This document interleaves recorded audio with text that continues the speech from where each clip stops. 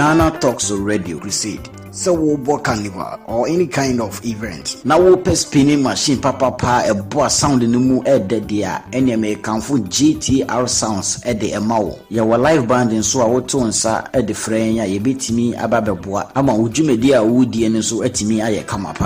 Yawa enkan pupuni mantemo anya aponchi hotel a hope pepe ena yebutu odi ame se wo befre empanifo e wo 0546960510 GTR sounds emu wode angaza.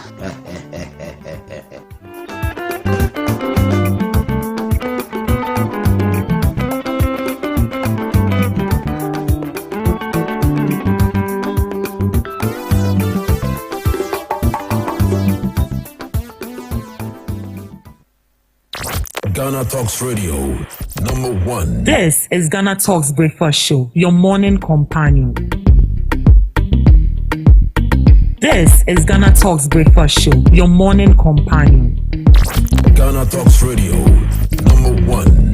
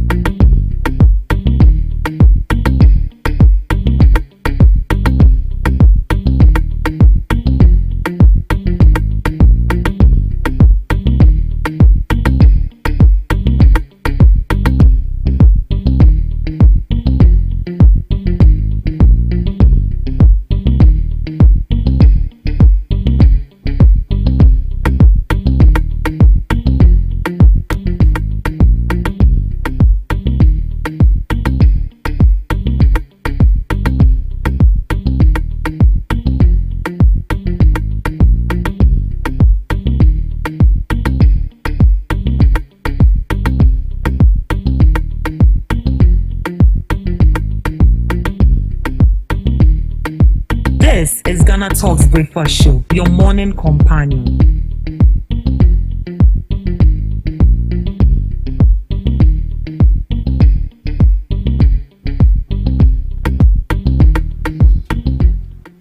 Good morning to you. You are welcome to the Ghana Talks Breakfast Show right here on Ghana Talks Radio. This is the news headline review. Right here on the news headline review, we bring you all the latest headlines making waves in the news, from business to politics, from sports to entertainment. We got you covered with the most relevant stories and informed perspectives on issues that matter to you every morning right here on the show. I am your host, Ruth Esenam-Fiagbedu, and I'll be doing this with Miss Regina Bless and Miss Debbie Adoso. Good morning, ladies, and you're welcome to the show. Good morning. How are you doing? The grace is sufficient. By grace. We thank God. How was the night? It was good but short. Very short. I thought it was just me. It was short. Very, very, very short. So please, we beg God, change it. Longer night, shorter day. Longer night, shorter day. Right. There's a lot of issues going on, but you're just going to look at a few news headlines. One has to do with troubling cry of the cocoa farmers. So let's look into that. Pay us now or farmers will suffer. Licensed cocoa buyers urge Cocoa Board. The president of the Licensed Cocoa Buyers Association of Ghana, Samuel Adimado, has warned of a looming crisis in the cocoa sector due to delays in payments from the Ghana Cocoa Board. Speaking to the media, Mr. Adimado said that licensed buying companies are struggling with funding and liquidity, and this is directly affecting farmers across the country. He called on Cocoa Board to urgently release funds for about 300,000 metric tons of cocoa so that companies can pay farmers on time. He explained that many LBCs have had to take out expensive local loans with interest rates around 29.8% to pre-finance cocoa purchases because payments from Cocoa Board are delayed. Mr. Adimado urged Cocoa Board to settle outstanding payments immediately and explore hybrid funding solutions to prevent further disruptions. He stressed that without urgent action, thousands of cocoa farmers risk losing income and livelihoods, highlighting the need for government intervention to stabilize the sector. Ms. Debbie, do you have any insight as to why there's been a delay of payment to the cocoa farmers?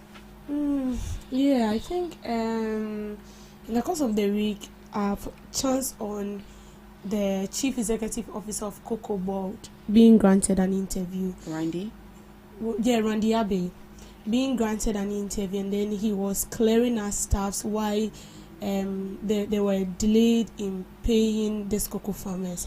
So I think 2023-2024, cocoa farmers were paid a ton of cocoa was being paid as 1,308 cedis. That was in which year? 2023-2024. 2024, 1,308 per ton.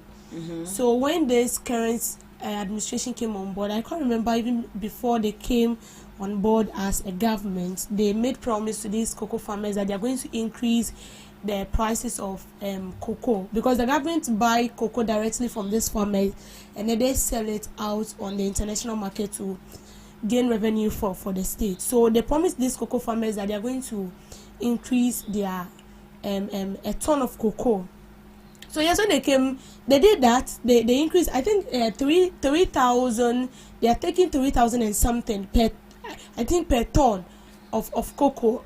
This is what they paid these farmers, and then they started it and they were paying these farmers. Now Randy Abbey is saying that since they've increased the what's the name? The price for this cocoa farmers, they are supposed to increase their price on the international market so that the country will not run at loss. Because if I'm paying you 3,000 per ton, and then the global market doesn't sell it like that. If I don't increase my price, I will run at loss because I'm paying you more than what I earn. So didn't they look out for these before increasing the price of the? Because if the prices at the global market doesn't tally, definitely you run at a loss. You run at a loss. That means that if you sell it at the global market at a lesser price and you are giving it to the farmers at a higher price, or the farmers are rather selling it to you at a higher price, that means that the government will have to top up. And I guess that is why we are here today. So that is the genesis and the revelation of this whole issue about cocoa farmers being crying out and that. So what Randy Abbey is now saying is that Ghana is not. I think Ghana is the second country that produces cocoa aside Cote d'Ivoire. So Cote d'Ivoire, their prices are lesser than we Ghanaians. So now the customers we have out there are now running to Cote d'Ivoire and other countries that are selling their cocoa with a lesser price, because as it stands now, our cocoa price, or the price we sell our cocoa outside there, is becoming expensive. As a customer, definitely I'm not going to come to you. I want something that is cheaper because I'm also going to sell it out there. So I have to buy it from a lesser price so that I'll top up something to gain profit. So Ghana, as it stands now, the price of our cocoa on the international market is becoming far expensive than other countries which we are competing with. So because of that, they are no more purchasing our cocoa like the way they used to do. So we are not getting that we are not getting enough revenue from cocoa to pay these farmers, and that is why the farmers were complaining that since November 5th last year till now they've not been paid their money. So this is the whole thing. So you see that they decrease the price again for these cocoa farmers. But do you think they will accept that? They won't accept it. In as much as it's going to help solve the issue. They won't accept it. Because what we understand is that you've promised us. We don't care whether the prices are expensive, people are not buying it and all that. What we want is that pay us our money. You see, so I feel like this whole issue is becoming something else. Seriously, it's becoming something else because the farmers are aggressive. You can't work and you not get paid. That is their source of income as well. So I think they said they are putting measures in place. So we are waiting. Right. But we also saw the NPP, they have something they call is it a People's Forum?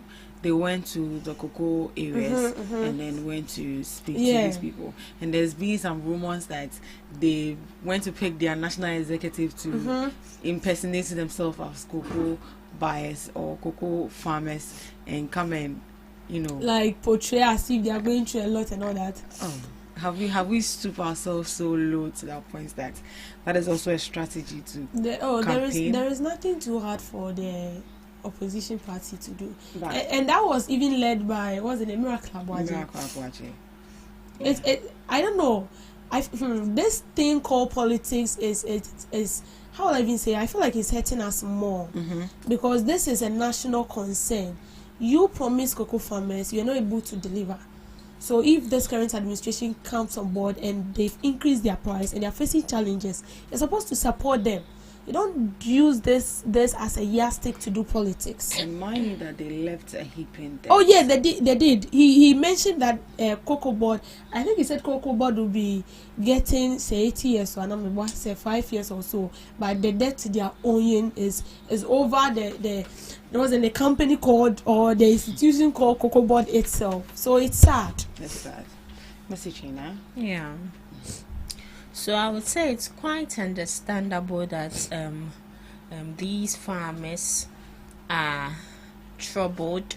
They are sharing their grievances because when it comes to the cocoa sector or farmers involved in cocoa farming, I would say it's a very difficult task because the energy, the time, the resources especially, and the chemicals that needs to go on it so that akati entin so akati so pe just a waboka.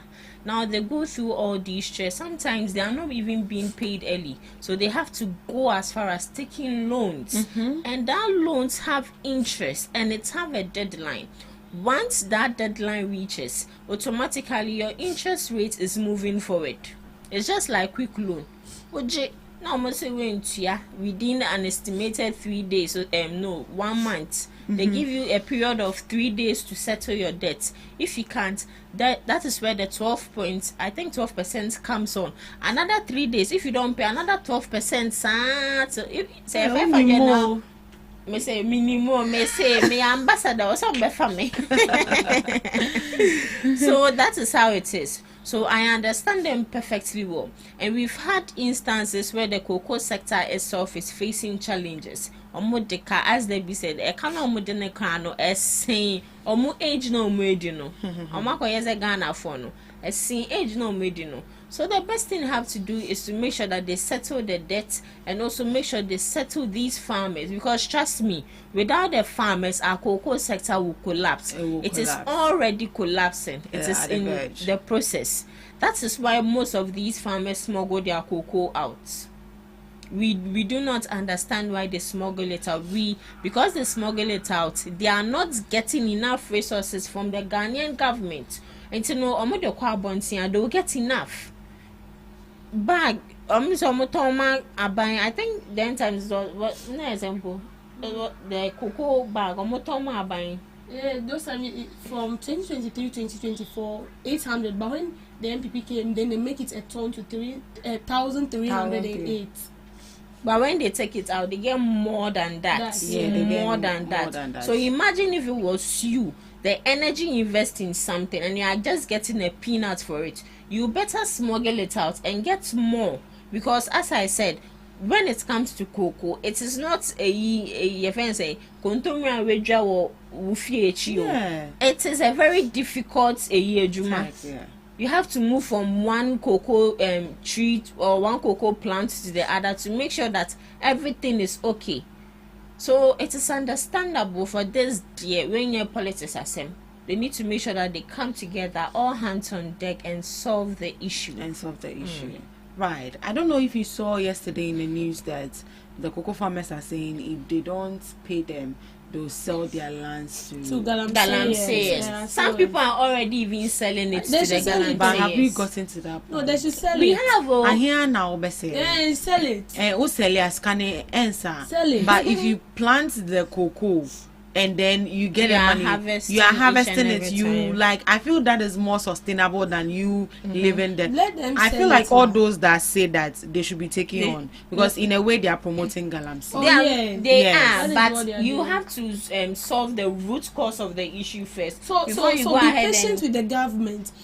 So long as For how long? No, so long as the government was able to promise you that will increases, they came and they increase it, and then for the first time you had your share of it. And I saw when Mahama increased it, they were happy. We saw videos where the farmers were appreciating the government because previous years they didn't get such increment, and it was how would I even put it? It was something that was tormenting them. So even if the government was able to take such an initiative or such a step, it should tell you that the government can do more. But this is the case. They've increased your fare, and then on the global market, we are running at loss.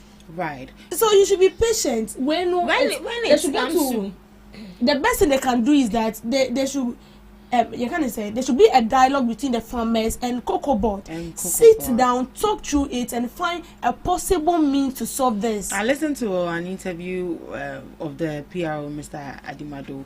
He said he's been phoning the Cocoa Board, and I feel like if you're phoning them, they'll be like, you guys are not serious. Like, take the move. Go there in person. Even if you have to go with some of the farmers or whatsoever, because I learned that they are owing one farmer like 1 million or something. Like, it's a lot. So if you are owing one farmer 1 million, imagine the rest. And you say you are phoning them. And this debt you are talking about did not start from this current administration. Good. From the previous administration. So they are saying that they shouldn't politicize this whole issue, because Asemna Abewe, this is not the time that you come and do blame game. And Amon Namuja as debt way. This is the time for you to tackle the issue. So all what the cocoa farmers are asking for is they shouldn't politicize this issue. Whatever that they'll do, and make sure that they get the money to pay these people, they should do it. Because already we've seen some people from the minority already politicizing this whole issue. I don't know if you read a report from Professor Michael Kwe yesterday on his Facebook page. Right. He also bashed the NDC that this is not the time for you to be like, these people left debts, so this is what you are going through. This is the problem at hand, like on land right now. What are you doing to sort it out? Do something to sort it out, rather than you granting interviews and then politicizing this whole issue. If you keep politicizing it, it's not going to end us anywhere. So they should solve the issue on right. Let's move on. Fighting illegal mining should be a performance measure for MDCE's Suleimana Brima.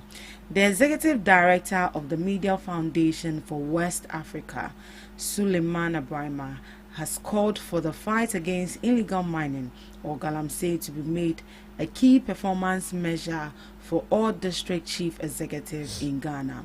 Mr. Brima said DCEs should be held directly accountable for illegal mining in their district, arguing that it is illegal and a core responsibility of their office to stop it.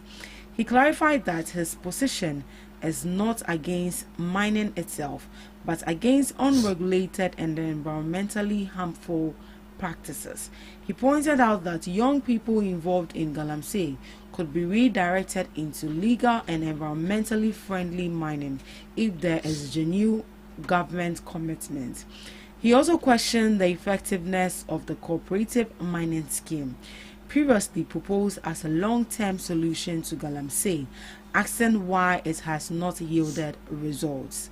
Mr. Barrymore further criticized some public officials for hypocrisy, claiming they speak against galamsey while illegal mining continues in their own areas. He questioned the roles of ministers, regional ministers, DCEs, and security commanders in addressing the crisis, and suggested that financial gain has become the main motivation for some officers. I don't know yesterday if you took a moment to read the expose made by Joy News, where they said that some people are actually taxing galamseyers who use champagne. You bet you tax say 3,000. So these monies that they are taking, where are those monies going to? I believe they are going to their pockets. So if we are going about the fight of galamsey this way, do you think we will be able to sort it out? But first off, do you think there should be a key performance indicator for DCEs? Do you think that will help us fight the issue head on? DC no motor on it. I've seen a release where they said underperforming DCs will be sacked very soon. Yeah. And I thought I was very happy. I was like, yes. Some people are not working. But first off, what is the responsibility of the DCs? I think for the DC, you need to look to the affairs of please managing district assembly, right? That's number one. Implementing government policies in the district and supervising development projects, school health. So on a basic term, I think they oversees affairs of the district levels, like the schools. When the school is lacking something or the community is lacking something, they oversee all that. We have a member of parliament, but most often these roles are directed permanently to the DCs. That is why sometimes when you call on a member of parliament to do something, they'll ask you that, have you consulted the DC? Because the DC sees to the affairs of that. When you get to the DC, then the DC now takes it to the member of parliament. So the DC has power over the chiefs in the area. Would you say that? The DC have power over. Yes, they do. They do? Yeah, they do. Because they are the presidents of that district. Yeah. So why do they allow the chiefs to mess up? Although the chiefs also have a power, because a crony and it here, but you have the power, but you don't have the means to develop the community, and that is why we have the DC. So you have the power to maybe how the people conduct their attitude or how they behave as natives of this particular region or sort or community. But the district oversees that, well, as the chiefs is ensuring that you conduct your behavior properly as accepted by society. The DC also ensures that what is lacking, basic amenities that is lacking in that community, like schools, hospitals, chips compounds, and all those things are being built. So automatically, in a normal or sensible way, the DC should also work hand in hand with the chief. That is how it's supposed to be. So the DCs and MCs have a big role to play. Seriously, they have a big role to play. But sometimes they just hold the title as a municipal chief executive, district chief executive, and we don't really see what they are doing, because you have to go on ground.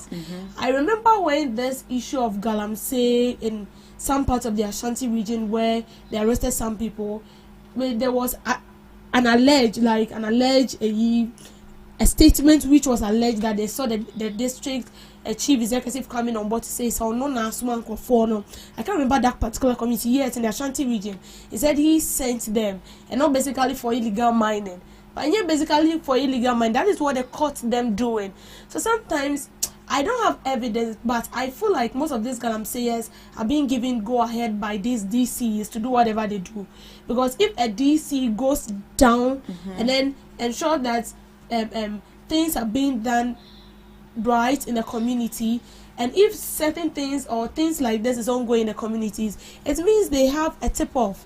they are aware. I wouldn't say that galamsey going on in most of these communities are not being known to their DCs, are not being known to the MCs, because definitely people will tip you off that this is what is going on. So what are you doing? Right. So I feel like this galamsey should be handed, like, it should be handed over to these people, and then they should come with a tax. Okay, they should give them shall I say a possible deadline or something.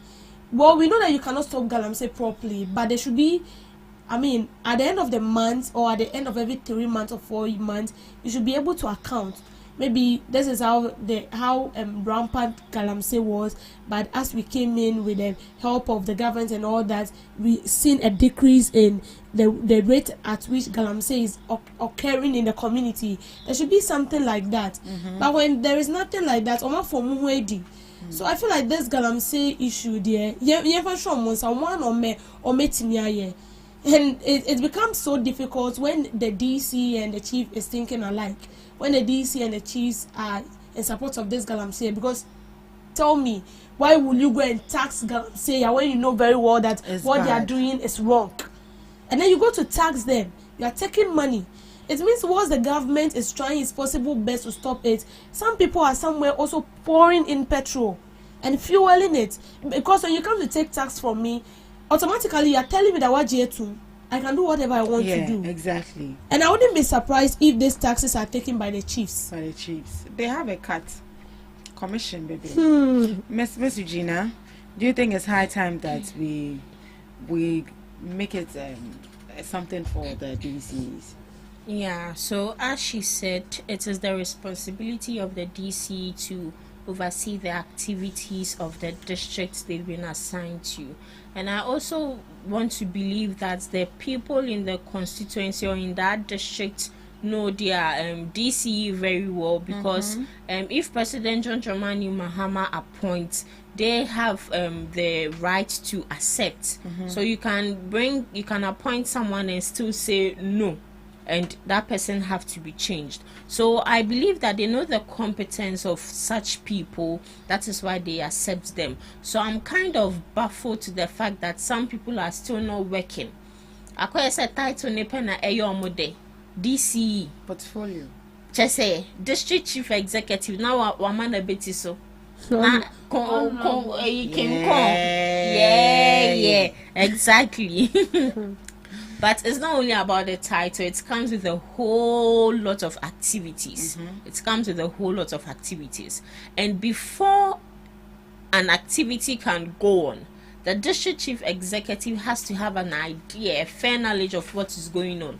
So they can't tell us that they are in a community or they are in a district where they don't know anything about illegal mining going on.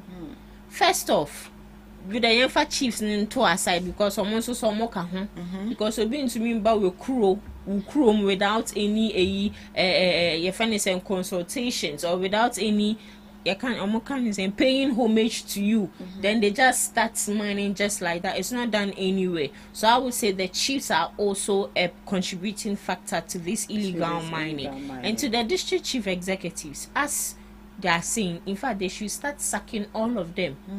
All of them. Those are not working.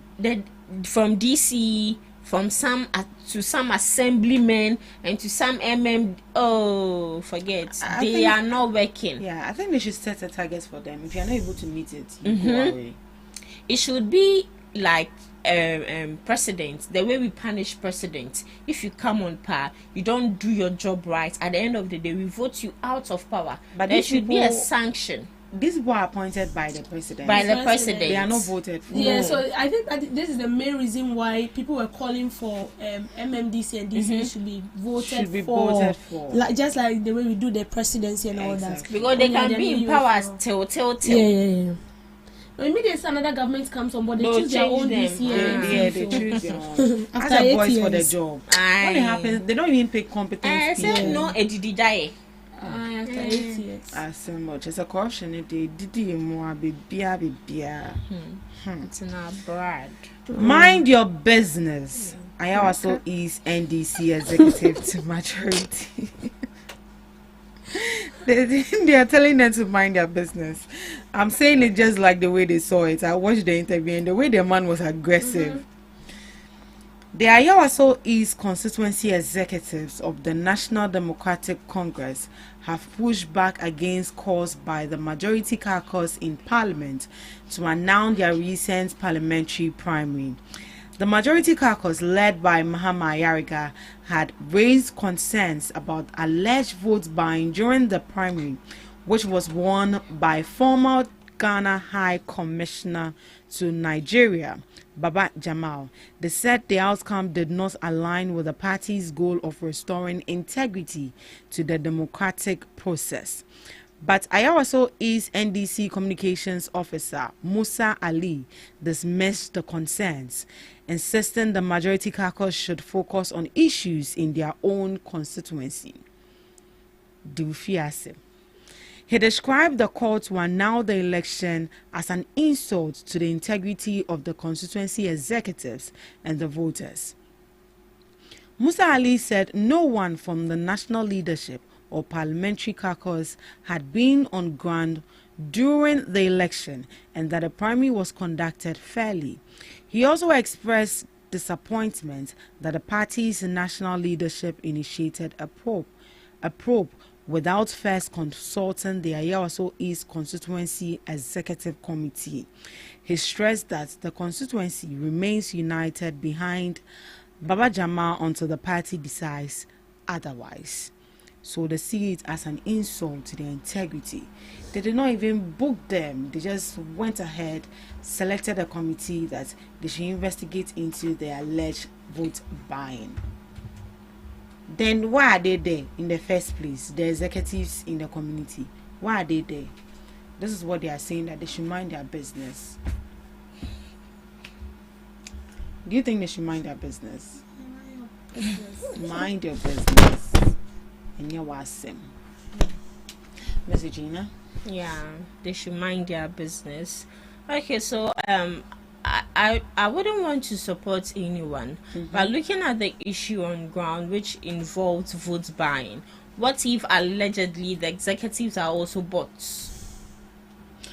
Well, I was saying, so what if you said the executive are also bots, and at the end of the day, after the committee has been set and they let this executive chair the committee and they bring the investigation, say, oh, Baba Jamal was not involved in vote buying, but they were also involved in vote buying. So I think for them to be on the safer side, the majority had to come in. It's just like mechanism. I say people know, say I'm very close to you and an issue involves you. They wouldn't let me investigate the issue. They will hand that task over to another person to bring a fair and transparent investigation. but don't you think they should have consulted the executives in that constituency? Yeah, they should have yeah. Oh, Nakameka insulted and then involved. Consulted, Yes, they should have.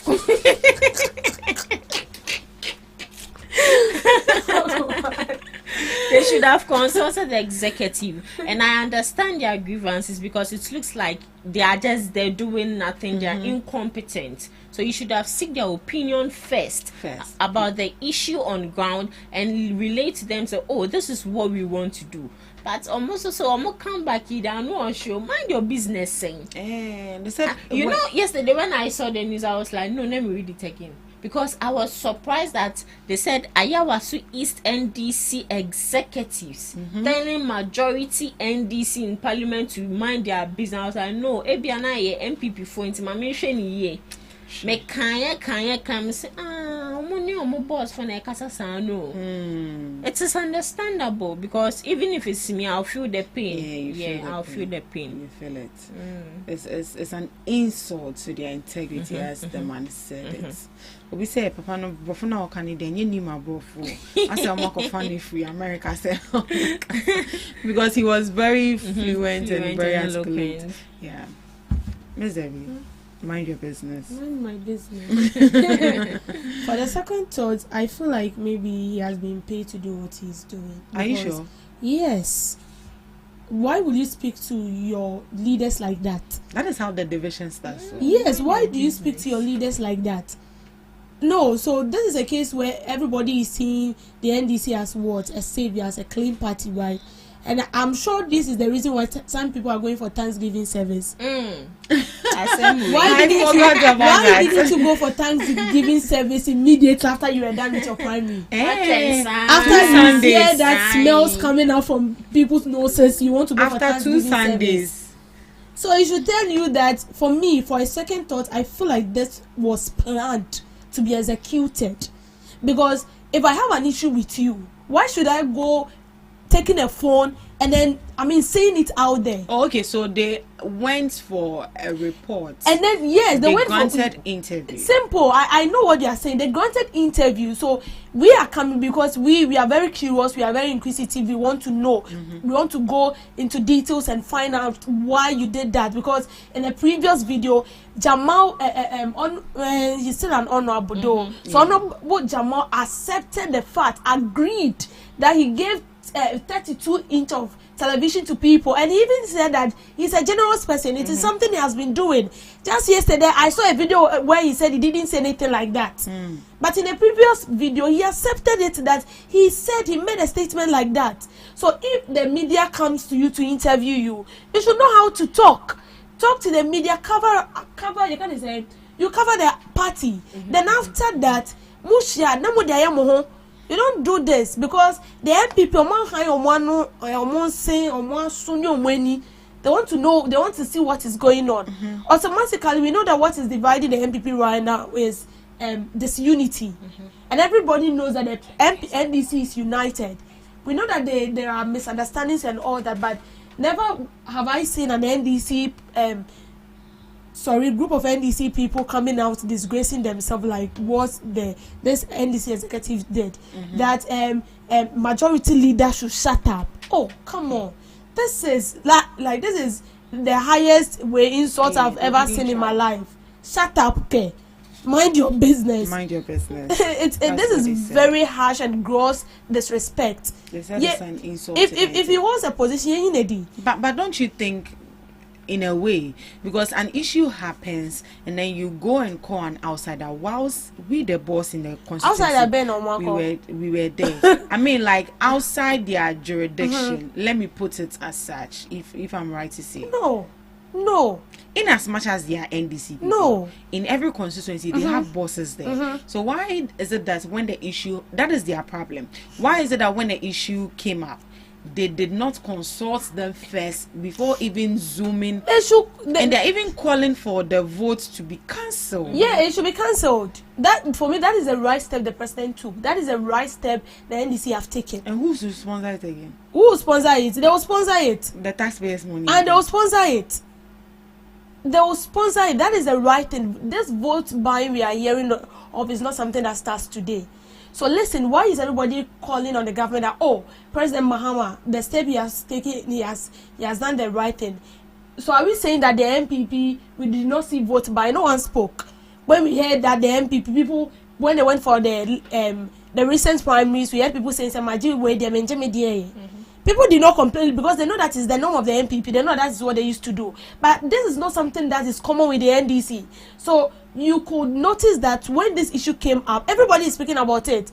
Everybody is like, oh, President Mahama, I don't know, but the messages have chanced on social media, Facebook and other platforms. I've seen people congratulating the government that is the right step he has taken. Well, so if you feel like you have a problem with the government, it should be sorted out in private, not in public. You have the effrontery and the audacity to tell the majority leader to mind his business. If you hold a position, if it happens like that, if anything happens, I say you should mind our business. So we are minding our business. So I think that when it comes to issues like this, we should know our choice of words to use. Thank you so much for joining us in the news headline. We'll be up next. We have Today in History with Miss Regina Bless.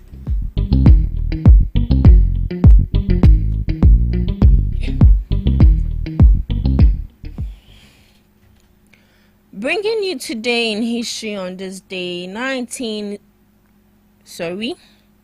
1754 to 1763, the French and Indian War ends. It officially ended on this day, 1763, with the signing of the Treaty of Paris as the North American theater of the 7 Years' War. This treaty forced France to cede nearly all its North American territory to Great Britain, effectively ending French colonial power in Canada and establishing British dominance. 1971. Vietnam War journalists killed in helicopter crash. 4 renowned photojournalists, Larry Burrow, Henry Huet, Kent Porter, and Kaisa Burrow Shimamoto, were killed when their helicopter was shot down over the Ho Chi Minh Trail in Laos. They were covering Operation Lam San 719, a major South Vietnam's invasion. Star boxer Mike Tyson convicted of rape.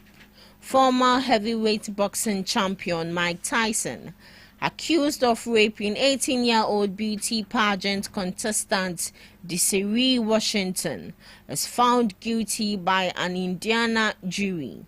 The following month, Tyson was given a 10-year prison sentence with 4 years suspended. Moving to some global observances. World Pulses Day. It's a day to highlight the nutritional and environmental benefits of pulses, dried seeds like lentils, chickpeas, and beans. It promotes their role in sustainable agriculture, food security, and healthy diet, while encouraging the reduction of carbon footprints through increased consumption. Lastly, Safer Internet Day. This Safer Internet Day 2026 is celebrated on this day with a theme Together for a Safer Africa Online, AU Online Safety Policy in Action, focusing on protecting youth from AI-driven risk, cyberbullying, and data breaches, led by the Cyber Security Authority in Ghana and globally. It emphasizes shared responsibility among stakeholders. And that's all for today on Today in History and some global observances, live on Ghana Talks Breakfast Show. Thank you so much, Miss Regina Bless. Up next, we have Debbie's Girl. Welcome to Debbie's Grill, where we talk about issues that matter to the state, void of politics, fear or favor. President of the Ghana Union of Traders Association, Clement Boateng, has accused traders of deliberately refusing to reduce prices despite a drop in input cost. In an interview, Mr. Boateng said the city's appreciation has delivered gains for business community, and those benefits must be reflected in consumer prices. He described the behavior as unfortunate attitude among some Ghanaians. I see that as an attitude of some of the Ghanaians that irrespective of whatever the situation we find ourselves, we will not let our compatriots also enjoy the gains we have made, he said. Mr. Boateng insisted that the city's appreciation has been sustained for some time and that business community has also benefited from it. He argued that traders have a responsibility to pass those gains on to the public. Mr. Boateng cautioned that such traders must end up hurting their own businesses, especially in a highly competitive market. He also explained that most businesses rely on facility to survive on turnover, not on sitting on stock. Stressing on his assumption, he said consumers will simply move to other sellers, leaving stubborn traders stranded. Mr. Boateng said price reductions are already evident in the market and are contributing to slow down in inflation, offering his own explanation of inflation and linking it to the purchasing of power of money. So this is from President of Ghana Union of Traders Association, Mr. Clement Boateng. He said the refusal of some traders in reducing prices of goods and services, although they've been a positive outlook on the cedis. I mean, the cedi performing so well to the dollar, but still some traders are refusing to reduce their prices. He said it's deliberate, intentional. This is not something where someone will say that, because of this, because of that. No, it's an intentional behavior. It's as if they've been born with it to do what they are doing. And I will tell you on fact that this is really hurting us. It's hurting the consumer seriously, because that is the main reason why. I mean, a lot of people complain that yes, although we are saying that the cedi to the dollar is performing so well, we are not really seeing the benefits. How do we see the benefit when the people that are supposed to work hand in hand with the government ensure that the prices of their products are being reduced, they are not doing it? And so it makes the work so difficult, and then it makes it look as if the government is not doing anything. But we all can attest to the fact that the cedi is performing so well. So why are we not seeing it? Now you go to the market to purchase something, and then the prices are so expensive. When you ask these traders, they all have the same song that they sing every day. The only song they'll keep on singing is that, the old stuffs they've purchased it's not yet. I mean, they've not sell all.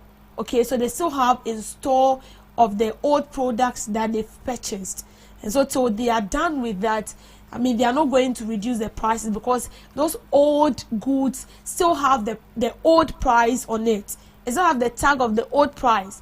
So if you are telling them to reduce it, then it means that they are supposed to finish selling those old products, and then with a new product they can now reduce the price. And you see, he said something that was so interesting. You might feel like you are doing the customers or something, but you are doing yourself. Your business will collapse. Because trust me, when we go to market to purchase stuffs, to buy groceries and stuffs, we don't buy from one person. Me personally, I'll ask like 2 to 5 people to compare prices before I purchase from one person. Because sometimes the same thing, someone is selling it 50 cedis. That same thing, someone is selling it 65 cedis. And that same product, somebody is selling it 45 cedis. So sometimes you compare prices before you purchase it. You don't just go to market and then you purchase from one person. Because most of these traders are cheats.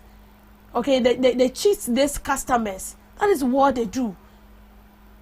They are making the work so difficult. Seriously, they are making the work so difficult. Because there have been calls where I've seen a lot of government officials calling on these traders that, listen, reduce prices. Even go for, let's go to Mala markets here. Now there are perishable goods. Perishable goods are goods that do not have a long lifespan. Okay, they can't stay, or you can't store them for so long. Something like plantain, and vegetables like tomato, fruits like orange, pepper, onions. These are things that you can't store them for long. They have a duration. When it's being stored for so long, you see them rotten. But these traders, sometimes I go to market and then I see this bola tank collecting. If we want to store that, I will personally say that it will be 3 sacks of plantain. That is rotten. They're going to throw it away. Sometimes oranges, they're going to throw it away because I say, and these are things that you can reduce the price to sell to the people, because perishable goods, they don't stay for so long. So why don't you reduce the price, sell it up? Because see, the more you sell, the more you get your profit. Because if you sell it at a lesser price, people will buy it more. Tell me why people will leave all the way from what's the name, Pokwati and somewhere to Accra to go and shop, because they know that buying things in Accra is less expensive. Sometimes something I'll buy at Malam Junction that they'll sell it to me like 30 cedis, I will get it at Accra like 15 cedis. So even if it is one thing that I'll buy at Malam Market, I'll pick a car to Accra. 15 cedis. Just look at the difference. They've added 15 cedis. They've added 15 cedis, not even 5 cedis to make it 20 cedis. They've added 15 cedis and they're selling it 30 cedis. But when you go to Accra, you get that in 50, sometimes 10 cedis. Because people are betting off it and a pass or be on torn idea. So they want to sell. Sometimes they even need money for transport. So they'll reduce the price because they want to sell those things out and then go in for new staffs. And that is why we have foreigners coming into the country, and within a month they are established. They've opened like 3-4 containers and they are making money. And then we Ghanaians will sit in our comfort zone and we are complaining, pointing fingers at those foreigners that they are taking your business. No one is taking your business. It's because you are greedy. It's because you are greedy. That is the honest truth. And so that is why you will see a Ghanaian moving to a foreigner shop to purchase stuffs. They will not buy it from you. They won't. They won't. The same dress that you buy at Accra, 100 cedis, you get it at Circle 250. So you see, that same dress that a Nigerian will sell it for you 100 cedis or 120. And that one, even when you bargain with him, they can even reduce the price. But a Ghanaian woman or a Ghanaian man will look into your face and then sell that same thing to you 300, 250. Why? Why? Yesterday I came across a news where, the one country, I think they have about 300 factories in Ghana. Very soon they'll be shutting it because they said Ghana, we are not competitive enough, and it's like we are not purchasing. Should I even put it as if we are not purchasing, or how fast they want it to run, the business to run? Like they are not seeing it here.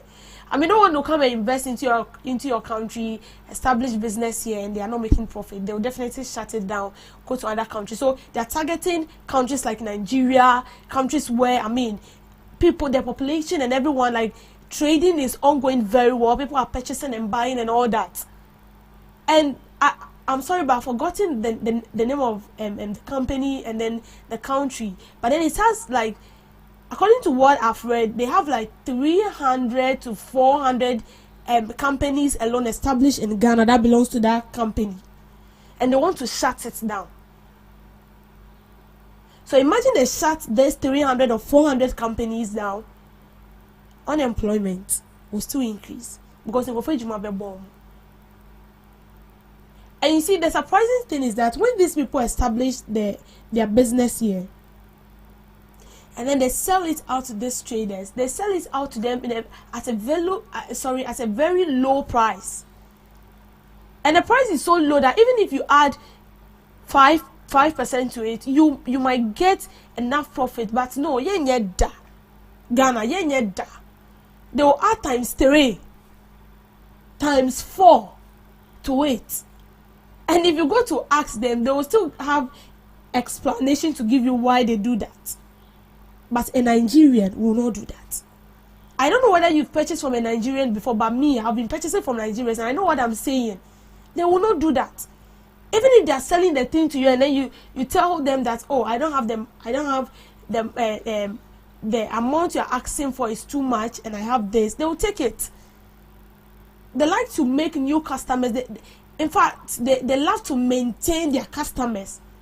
And they have they have different ways and means to keep you at one spot. And then you keep purchasing from them. But when it has to do with Ghanaians, it's different. Why should it be so?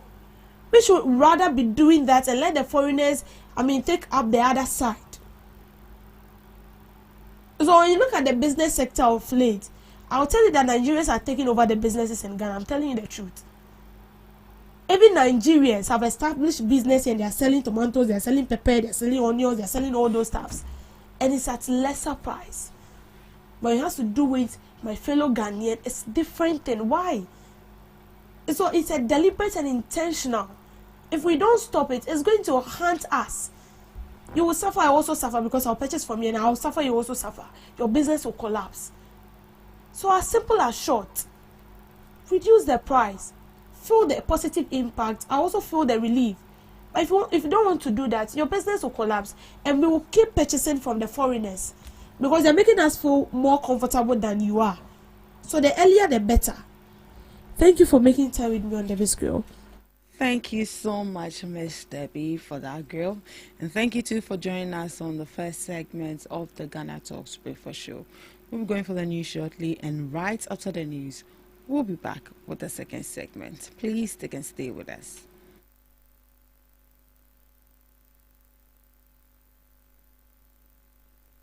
Business or brand's reach and make a meaningful impact in Ghana and beyond. Partner with Ghana Talks Radio today to connect with a diverse audience across Ghana and beyond. Elevate your brand through on-air promotions and social media. Boost your brand during prime time. With Ghana Talks Radio, you can extend your reach across digital platforms. Ghana Talks Radio is not just a station, it is a community hub where your brand becomes. What do you want for breakfast? How do you want your breakfast? English breakfast. French fries. Koko Nikosi, alo komi kesheto. Wache. Well, Gobe is the real deal. Join us on Ghana Talks Radio. Let's serve you a buffet of breakfast. From news headlines review, current affairs to social issues. Entertainment, sports, and all the trending stories live on our mobile app and across all socials from Monday to Friday, 7 a.m. to 10 a.m. With me, Pakwesi Omare, Regina Bliss, Deborah Adoso, and I am Esinal Fiagbedu. This is Ghana Talks Breakfast Show. We bring you local news, business news, international, sports, and entertainment news. Right here on GTR.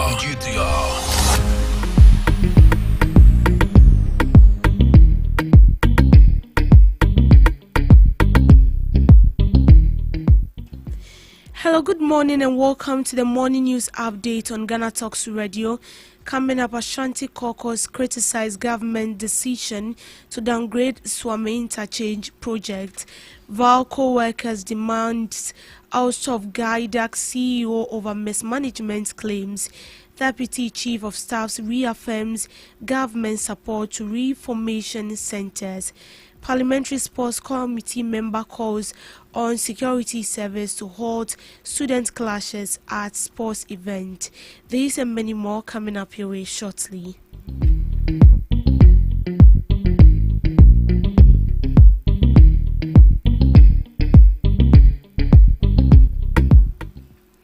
The Ashanti Caucus of the minority in Parliament is up in arms over government's plan to reduce the Swami Interchange project from a 4-tier to a 2-tier design, citing selective prioritization in funding key road projects. Former Roads and Highways Minister Francis Asenso-Boakye has called on government to reconsider the decision, stating it as technically unsound and unfair to the people of Kumasi and the Ashanti region. The caucus argues that scaling down the project will not only prolong traffic congestion but also result in continued productivity losses, higher transport costs, and deteriorating mobility across the city. Asenso-Boakye questioned why government could mobilize funds for other major road projects. I want to deal with why Kumasi deserves better. Kumasi, as you all know, is Ghana's second largest city, serves as a strategic national transit hub, transportation modal hub, continues to experience rapid growth in population and vehicle ownership. Short-changing Kumasi on a project of this scale is technically indefensible, economically unwise, and politically unjust. In conclusion, we want to emphasize that the Swami Interchange project was conceived as a long-term solution, not a short-term compromise. The Ashanti Caucus of Parliament therefore calls on government to restore the original 4-tier design of the Swami Interchange project, reprioritize funding to complete the project as designed and planned, and engage transparently with Parliament and the people of Kumasi and Ashanti region in general on the way forward. Kumasi deserves infrastructure that reflects its national importance, not half solutions justified by selective constraints. Ladies and gentlemen, I want to thank you for your attention. In response, Minister for Roads and Highways, Gavin Sagboja, has criticized his predecessor, Francis Asenso Boache, for failing to complete the Swami Interchange project by the end of 2024. According to him, the controversy surrounding the project reduction to 2 tiers would not have existed if the previous administration had delivered on its mandate. He stated that the initial 4-tier plan was no longer viable due to high compensation costs and disruption to urban areas. By the way, President Akufo-Addo declared that by the end of 2024, the Swami Interchange project would have been completed and handed over. So if my colleague, Honorable Asenso, had heeded to President Akufo-Addo's own plan, we shouldn't even be discussing the issue about whether 3-tier or 4-tier now. It is his failure and the failure of that government to deliver the project. And we are going to deliver that project for the good people of Kumasi. Kumasi indeed deserves better, just like any other place in our country. And the government is committed to doing just that.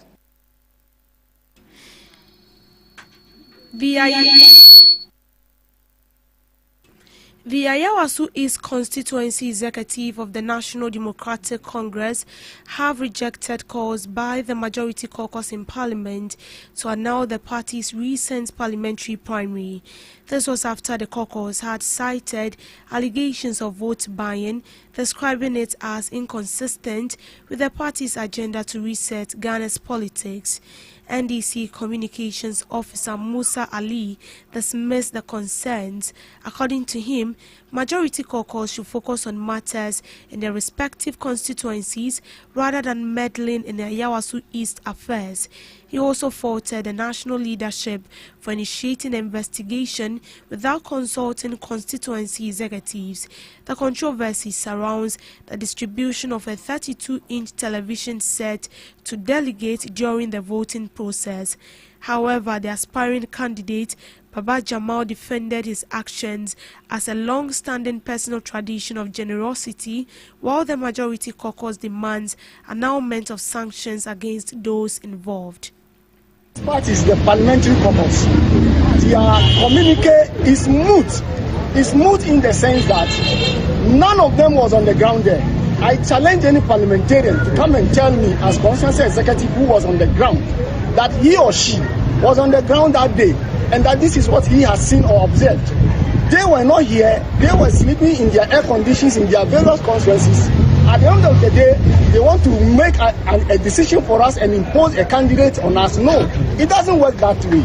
In democracy, what we all must know is that once the party has taken a decision to investigate, we support that. The party has taken hints that there was something wrong. That is vote buying. Allow the party to do it. But how do you, parliamentary candidate, how do you run ahead of investigation and make conclusions that the election must be annulled? That is an insult to our integrity. That is an insult to the constituency executives and the delegates. The Majority Caucus are telling the whole wide world that the delegates couldn't think, the constituency executives couldn't think, and that we allowed ourselves to be bought before we elected that candidate. They must give us a proof.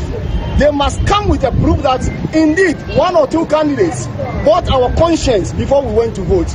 As the constituency stands now, none of the candidates bought our minds. None of them.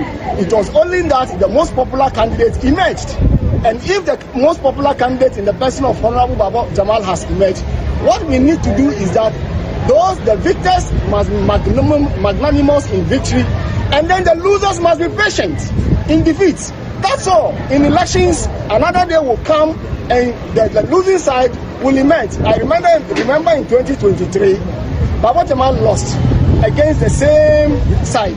You understand? But he accepted it, congratulated everybody, and as we speak, all the candidates have called Baba Jamal and have congratulated him. So the question is, what is the problem of the majority caucus? So you think that they are non-starter? It's a non-starter. It's moot. On what basis? They have no locals. They must go to their various constituencies and focus. We are here. This is our jurisdiction. They don't know what happens here. They cannot make draw conclusions on things that they have no knowledge about. The party, they are under the party. They must respect the party, as we are respecting the party. The party says that it is commencing an investigation. They must keep quiet and listen to what the party says. So the party, until the party gives us another directive, we know we have a duly elected candidate in the name of His Excellency Baba Jamal, and that is the candidate we have. That is the what is annoying is the parliamentary caucus. You understand? They have no locals whatsoever to pop their noses into this thing. None of us here in this constituency has gone to their constituency to make decisions for them. That is what they must bear in mind. They should mind their own business. They must mind their business. We won't allow them to go and throw us in the eyes of the people, insulting us, insulting our intelligence. Nobody bought our conscience. The most popular candidate won. And that's it. That's it. We are waiting for the party's directive. Workers at the Volta Aluminium Company are calling for the resignation of Ghana Integrated Aluminium Development Corporation Chief Executive Officer Chumesi Ankra, citing mismanagement and an autocratic leadership style. The union alleges Ankra has exaggerated VALCO losses to justify government investment, which they claim amount to convert sale of state-owned enterprise. Local union chair Samuel Ajiman urges President Mahama to dismiss the CEO, declaring him not fit to occupy a leadership position. The union insists VALCO has the capacity to operate profitably without external investment. Who doesn't take advice from anybody? Who doesn't listen to it? Who doesn't nothing concerns him. What you say you want to do, whether good or bad, that's what you want to do. We wrote him a letter, 18th of December. He hasn't replied the letter. He hasn't done anything. So we don't know what Chumesi is up to. But he doesn't talk to anybody. Some few people, it belongs to Ghana. And Dr. Kwame Nkrumah gave this land to VALCO. Your Excellency, we are here this morning pleading to you that you will call Chumesi Ankra to book. Chumesi Ankra must, even by this time, must resign as the CEO of GhanaTalks, because he doesn't know his work.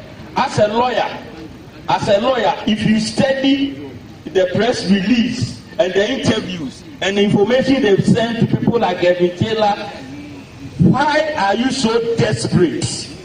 You can see the desperation in his eyes and in what he's doing, going from station to station to stations, telling lies. VALCO is never making $50 million losses. It's a lie. It was going to be the same until intervention came, and then now we had a board. Allow the board to work. Let the board study the plans, study our situation. If they see that we need investor, we'll all look at it. But you give the board chance, immediately they announce VALCO has found has found investor for VALCO. Strategic investor. We want to understand. We wanted to understand what Chumesi Ankra meant. He never gave us the opportunity to understand. Deputy Chief of Staff Nana Oye Ado has reaffirmed government commitment to supporting reformation centers, emphasizing the need of rehabilitation and reintegration of inmates into society. Speaking at an event, she highlighted the government's effort to strengthen and modernize Ghana's education sector and prison services focusing on vocational training, educational programs, and productive inmate enterprises. The government has launched initiatives to improve prison conditions, including increasing feeding grant and infrastructure investment. The Church of Pentecost has also partnered with the government to build re-information centers, including the Nsawan Prison Reformation, which provides skills training and education to inmates. Star Home, Roman Rich. In Kolano Muhana, awofo no omo besra omo na omo nso omo into together with abino yen show omo na omo fi ha ahane ye tsne won. It is correctional into a wodinu mukra correctional so that omo betumi aba outer omo be responsible young men na omo betumi aboa Ghana omo betumi aboa omo ho and 111 inmates no boys now already between 12 to 21 years no yeah me besha one crank say me this 60 years na me pesa me share one crank say omo be spendi a maximum of 3 years wo ha na aban pesa ye chire won nyoma ye training won yes increase omo trade capacity binum ko school wa Aquinas binum ko school wa ATCC na so mo fi ha omuntumi enya omunsanu adwuma omunye adwuma na omundane omuhu na omumboa Ghana omuntumi nware omunya nkora ombehwe fine inti ene de yebehwe won kra yebeche won nyoma na ye ne won edinkita ho kakra. Today's visit is very special to us as a facility. Honorable could have decided to go to any other place, any other facility, and for her to choose the Senior Correctional Center, we are so much happy to be part of this celebration in her life. For the things she has brought to this facility, I would like to say that one of the focus of the Ghana Prison Service under our Director General is inmates welfare under the Think Prisons 360. Inmates welfare is so much on her heart, and as a facility and as young lads who are here, they need to have nutritional food.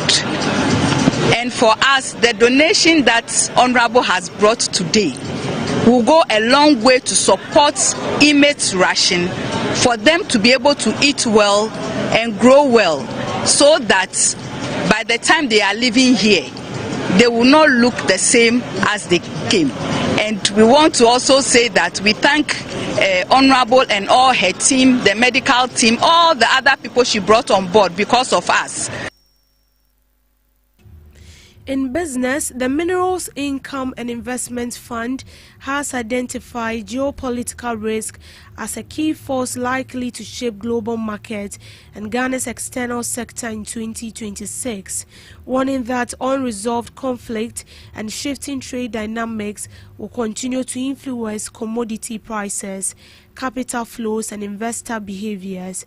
In 2025, heightened tensions in the Middle East, the prolonged Russia-Ukraine war, and renewed trade frictions contributed to sharp price swings across energy and metal markets. According to the Minerals Income Investment Fund's Economic and Market Outlook and Strategic Investment Orientation for 2026, these pressures are expected to persist, interacting increasingly with structural factors. Market data from 2025 illustrate the impact. Gold prices surged by nearly 72%, supported by strong safe haven demand and sustained central bank purchases. Silver also posted strong gains in the latter part of the year, driven by industrial demand. In contrast, Brent crude oil softened, while cocoa and bauxite faced downward pressure amid easing supply constraint and weaker downstream demand. Minerals Income Investment Fund note that this divergence highlights how geopolitical shocks now amplify underlying market trends rather than drive prices uniformly.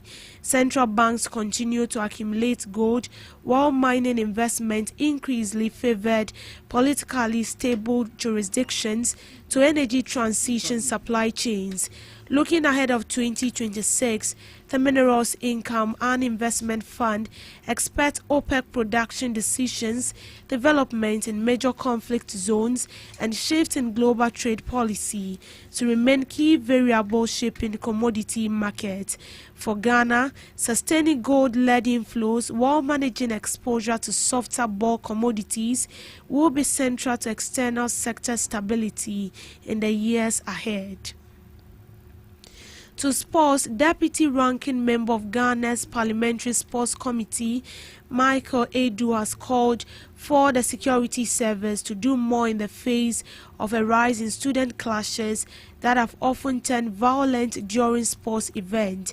In recent weeks, multiple clashes involving senior high school students have turned violent during inter-school sports activities, including a student of the Koforidua Senior Technical School getting stabbed by an Eastern Regional Inter-School Sports Festival. Clashes at the Babayara Sports Stadium during the Ashanti Regional Inter-School Soccer Competition led to angry students destroying 3,955 seats in protest. Speaking in an exclusive interview, Michael Edu, who doubles as the Member of Parliament for Forikrom constituency, termed the situation as unfortunate. Also, Ghana has officially been confirmed as host of the One Humanity International Beach Soccer 2026, an international beach soccer tournament aligned with the United Nations Alliance of Civilization led One Humanity campaign, which promotes unity, dialogue and shared human values through sports. Scheduled for May 8th to 10th, the tournament will bring together national teams from Ghana, Nigeria with two others to be confirmed, turning Ghana's coastline into a vibrant center for elite beach soccer, cultural exchange and community celebration. Beyond on-field action, organizers says the event is designed as a sports for impact platform, blending top-level competition with social and community-driven activities. This include a fan zone experience, coastal and community tournament, beach cleanup initiative, and a sponsored coastal walk. Banasco Nuhun Seidu, Executive Director of NASCO Feeding Minds and lead organizer of the tournament, described the initiative as part of a broader long-term vision for sports in the country. Speaking at the launch program, representatives of key partner organizations highlighted the developmental focus of the competition. Beyond the program, this initiative focuses on youth and community and thus encourages growth for those who will participate.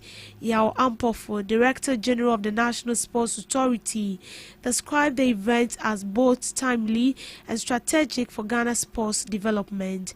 The competition is being organized in collaboration with Beach Soccer Worldwide, the world's leading body dedicated to the development and promotion of beach soccer.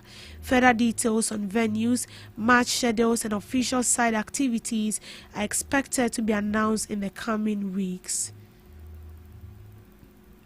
In showbiz, Ghanaian Polish philanthropist Mensa Omena, founder of the top charity, largest philanthropic initiative in Central and Eastern Europe, has been awarded the prestigious Global Woman of Impact Award by all of the field during Super Bowl charity fashion in San Francisco. The recognition celebrates her transformative work connecting African Europe through philanthropy, education and cultural collaboration. Mensa, whose father is Ghanaian and mother Polish, is the first woman from outside the United States to receive the honor in 25-year history of the award. Her recognition comes during the centennial year of Black history, underscoring the growing global influence of leaders of African heritage in shaping inclusive philanthropy.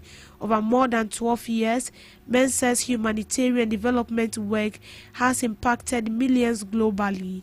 Her initiative includes improving the living conditions of over 2 million people, supporting the rescue and education of more than 400 children, and Ghana through Kids Heaven School initiative, co-creating nearly 200 social projects via philanthropic consortium, founded Top Charity, which in 5 years harmonized nearly 150 million for entrepreneurs and partners to support social, educational, and humanitarian causes across Europe. Presenting the award to a Ghanaian Polish leader during one of the world's most visible sporting and cultural events signals a shift in philanthropy, increasingly global culture, inclusive and shaped by leaders rooted in Africa. Founded 25 years ago, Off the Field is a philanthropic arm of players' wives and partners operating in over 30 NFL cities between 2024 and 2025, contributing more than 1 million to over 100 non-profits with flagship programs including road construction, empowering young for active participation in sports ahead of the Los Angeles Olympic Games. On some global update, Australian police have used pepper spray against protesters in Sydney demonstrating against Israeli president. A number of people were arrested after scuffles with police officers broke out on Monday. Herzog earlier laid a wreath and 2 stones from Jerusalem at the Bondi Beach, the site of a mass shooting at Jewish festival in December, during which 15 people, including a 10-year-old girl, were killed. Australia's senior Jewish leaders hope that Herzog's 4-day visit will comfort a grieving community, but others have cautioned he should not have been invited due to allegations he has incited genocide in Gaza. The demonstration in the centre of Sydney was organised by the Palestine Action Group despite restriction on public protests brought in after December's shooting. Just a few days ago, the New Wales government introduced additional major event powers, effectively giving police authority to shut down areas of the city, search people, and impose fines of up to 5,500 for non-compliance. Protest organizers said the rally will still go ahead with some 5,000 people expected. On Monday, crowds gathered in Sydney, many wearing black and white Palestinian headscarves and holding placards. The atmosphere became more tense with pepper spray used to disperse some protesters, and police reinforcements also brought in. Herzog was invited to visit the country by Australian Prime Minister Anthony Albanese, who said the visit will contribute to social cohesion and a greater sense of unity after Bondi attack. And that's how we end it on the morning news update. Do want to log on to all social media platforms at Ghana Talks Radio for more news stories. My name is Deborah Ador, so thank you so much for staying tuned. Do have a good morning.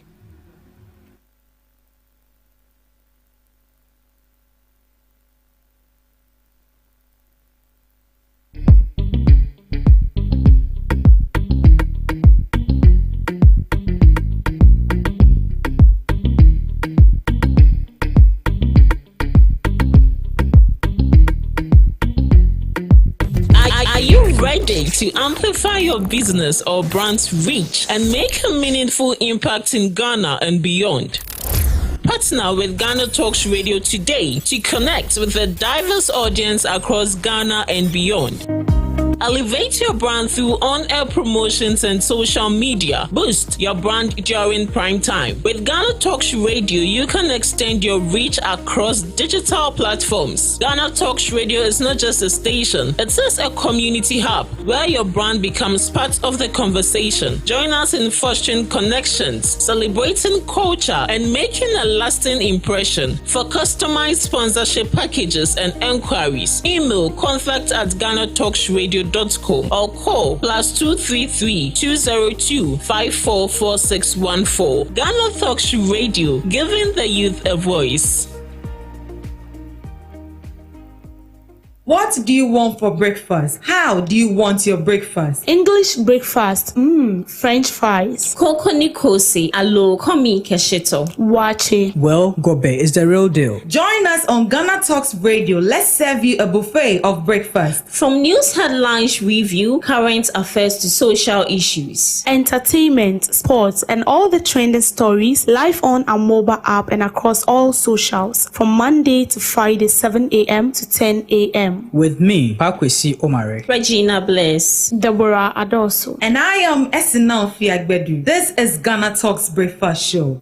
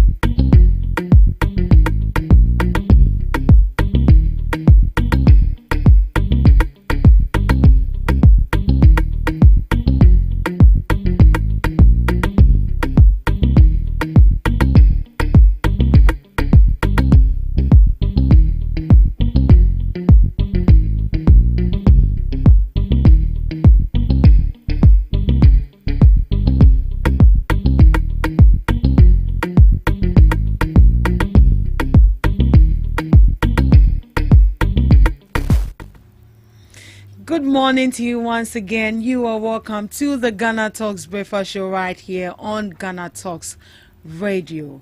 You are tuned into your favorite online radio station. We are streaming live on Facebook at Ghana Talks Radio, on YouTube at Ghana Talks Radio, and on X at Ghana Talks Radio. This is the second segment of the Ghana Talks Breakfast Show, and as you know it, we just don't come and do the talk.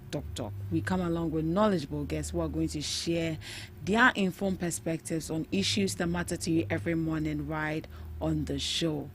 I still remain your host, Ruth Esinam Fiagbedu, and I must say that this morning we have a fine gentleman from the NPP and from the NDC who will be joining us shortly, but we already have the NPP in our midst, Mr. Emmanuel Chambers, the NPP Communications team member. Good morning to you, Mr. Chambers, and you're welcome. Good morning, and thank you so much. How are you doing? By the grace of God, you are fine. I love your outfit. Many thanks. I'll come for it. No worries at all. I have plenty of them, so I will dash you one. Oh, okay. I hope it will fit me. I just hope so. How's the weekend? How's the weekend for you? We are in it. Whatever it is, we are in it. Yeah. So okay. Things are in order. We thank God. Talking about the weekend, the NDC held their primary elections on Saturday, and a whole lot of issues have come out of that. There's been issue of votes buying.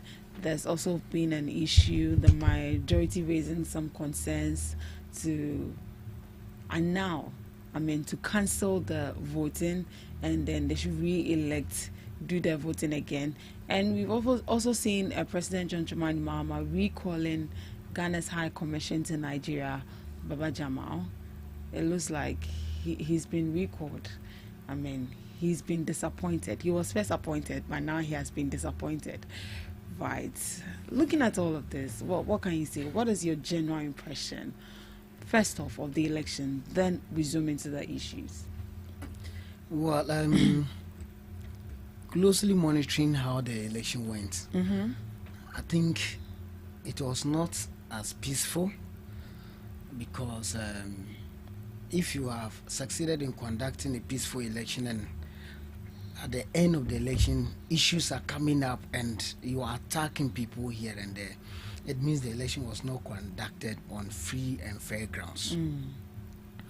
I want to say that it is indeed something I always get worried about, that in going into internal context, people will have to induce delegates with money, properties, just to avert their minds and buy their votes.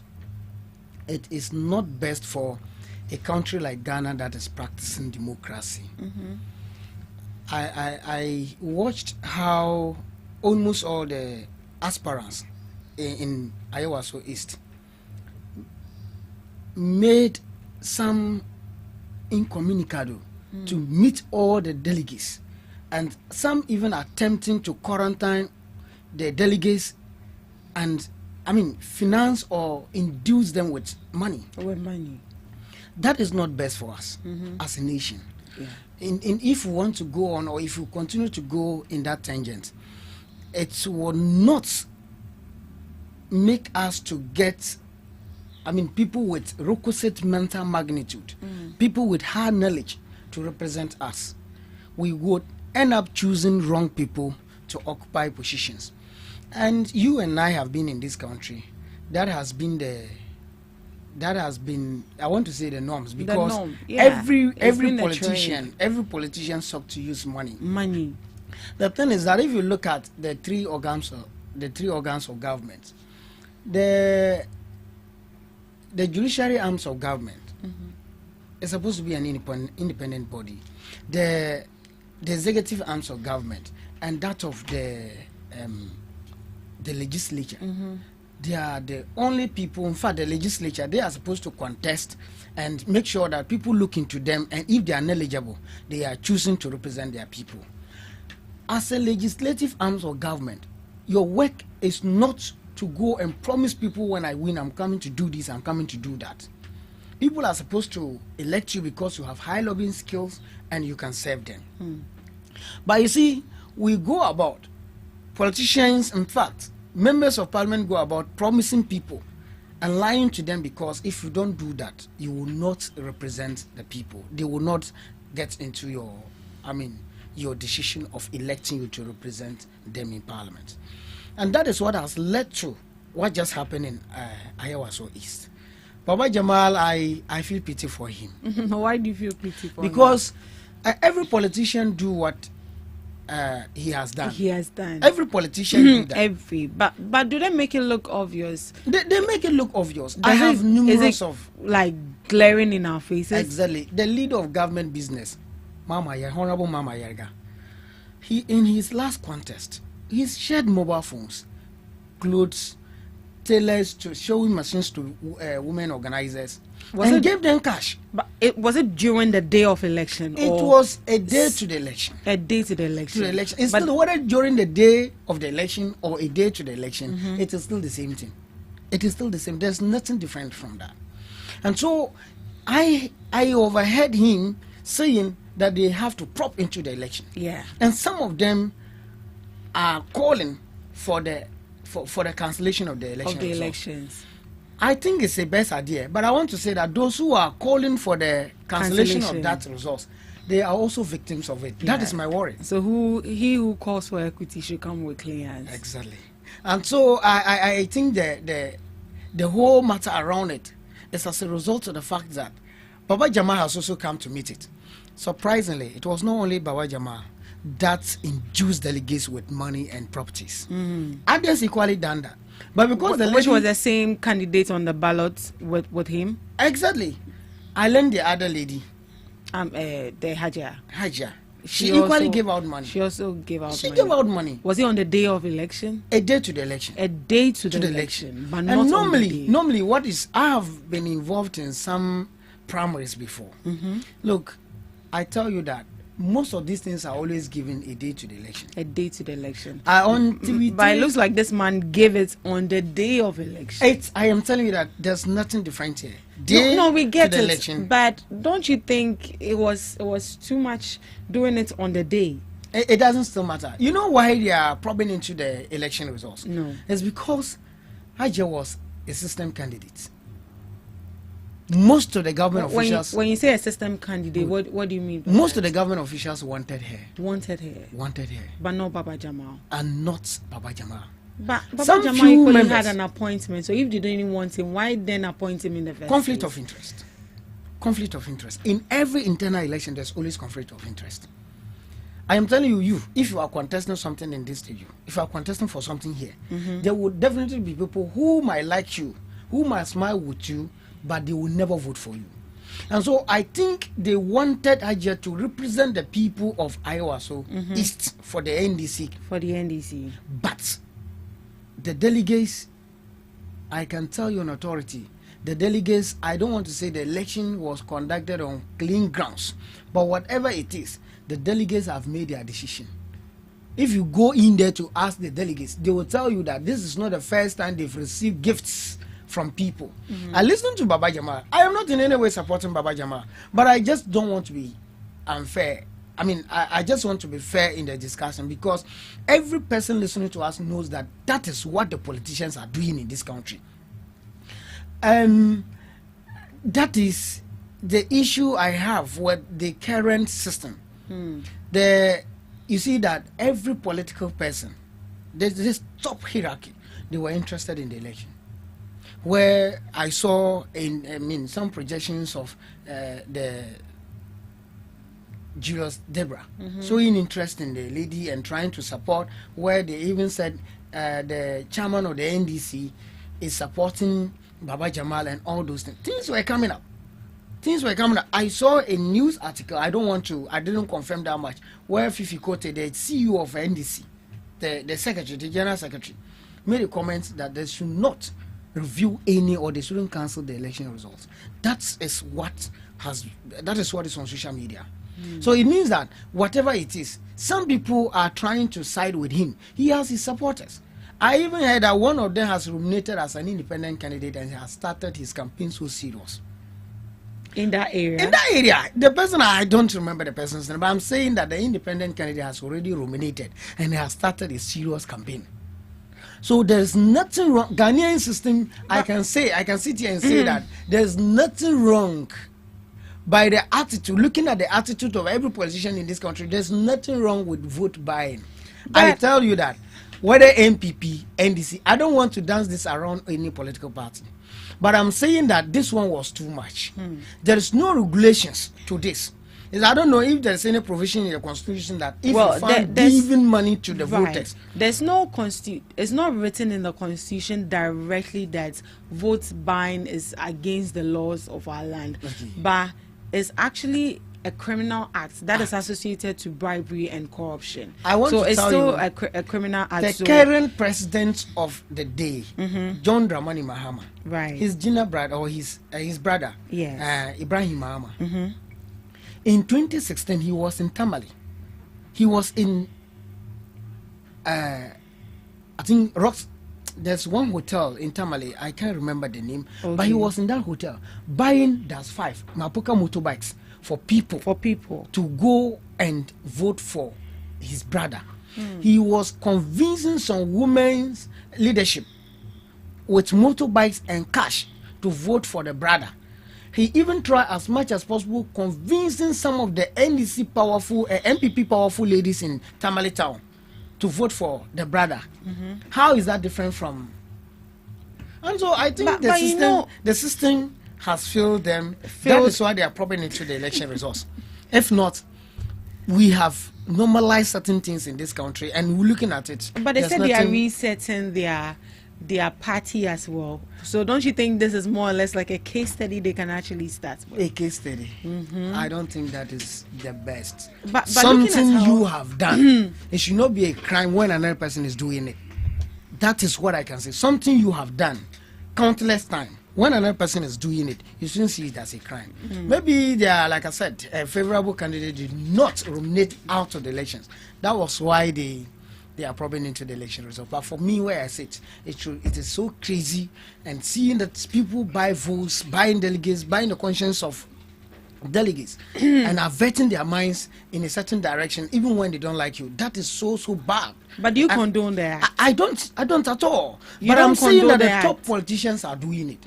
When Honorable Mama Yaga can do it, other politicians can do it. If we can have Ibrahim Mama in Tamale buying Mapoka and other motorbikes for women's leadership to go and vote for the brother, how is that different from this? I tell you, he was not the only person who donated. He was not the only person who I followed the election throughout. He was not the only person. But maybe because that one happened in the full glare of media. Exactly. Because but we see other people do it, but they do it in the dark. I know they hide while doing it. A media person, personnel, and you know too well that this is not the first time. We have, look, recently, Bandai, when the NDC was calling for the rerun of the election, where a judge gave a very miscarriage judgment in Tamale High Court. I tell you, within a week or two, we saw articulated trucks coming into that constituency with bags of rice, donating and giving it out to people and all that. How is that different from this one? The election has not. They only said the election day. The case was still in court, but it started your donations, and we're making campaigns around it. So at this juncture, what do you suggest to do? They should let it go? I don't want to say that. I don't want to suggest for them. Okay. You understand? But to me, I will say that it is not best for us to encourage the monetization of our elections in this country. We shouldn't monetize it. We should just the money, the throwing of, the monetization with the throwing of money into the elections to avert the minds of people is not the best. We just ended our primaries. Are you aware that the OSP is also probing into your primaries as well? As what? Yes. He can't. Because they said there's also alleged vote buying in there. So as it stands now, the issue of the NDC's vote buying and the issue of NPP's vote buying is what they. We wish them well. If he wants to come that way, probing into it. OSP has a lot on his table. He should face it. But don't you think this is also part? What is part? The worst has happened. The worst has happened. People, I saw some of the communicators, these NDC communicators sitting on social media condemning Dr. Brian Achampon giving us 700 Ghana cedis, condemning Dr. Mahmoud Baumia giving 400 cedis, and condemning General Japan giving 500 cedis as their TNT to go to the poll to vote. I tell you that by calculations, reliable sources, each delegate in Ayawaso East received more than 9,000.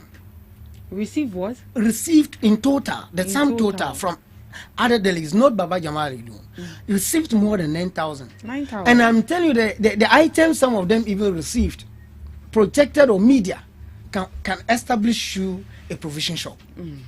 Is it so OSP should, focus on that. You should let it go. It should look, whatever is considered as a crime, I will never support it. Good. If he has this iota of, wrong somewhere, a dent somewhere in our elections, where he think he can probe into it, and the truth of it will come to light, I don't have problem. You don't have but problem. He's only making noise. He's not going to probe into anything. When it comes to the MPP primaries, 2026 MPP primaries, it was clean, it was genuine, and all the delegates, all the aspirants have conducted themselves, and every child within the MPP has conducted him or herself. I think they are just basing on this miscarriage and loose talks from Rashid Tanko, making a whole lot of noise, and that is what I don't know. And that guy must watch his way of politics. He's talking too much without evidence. That is what is making some of the NDC's top officials today, someone like that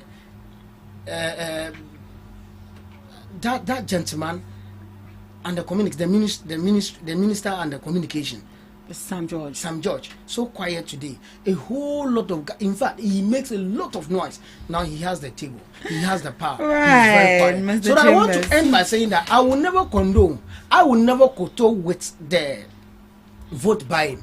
But I'm saying that the politicians that are going to prop into it, they are equally doing same. So you first of all question yourself. Today, if you bring a Bible to Honorable Mama Yerga or a Quran, give it to him, ask him to swear by the Quran if he has ever induced delegates with properties and money. Do you think he will go ahead to do it? He won't do it because you are a victim of it.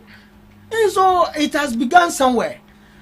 But if we can change it as a nation, it will go a long way to to strengthen our democracy. It will go a long way to deepen all the democratic pillars of this country. Right. We are pleased to have joining us in the studios Mr. Samuel Okine, the NDC Communications team member. Good morning to you, Mr. Okine. Good morning. How are you? I'm good. Yourself?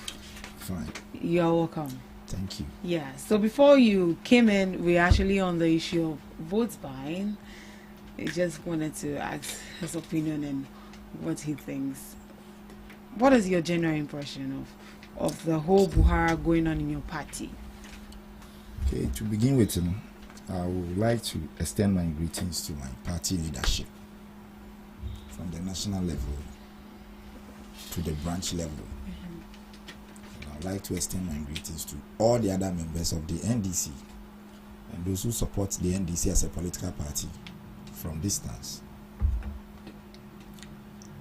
They are supporting the government and they believe in the policies of President Mahama.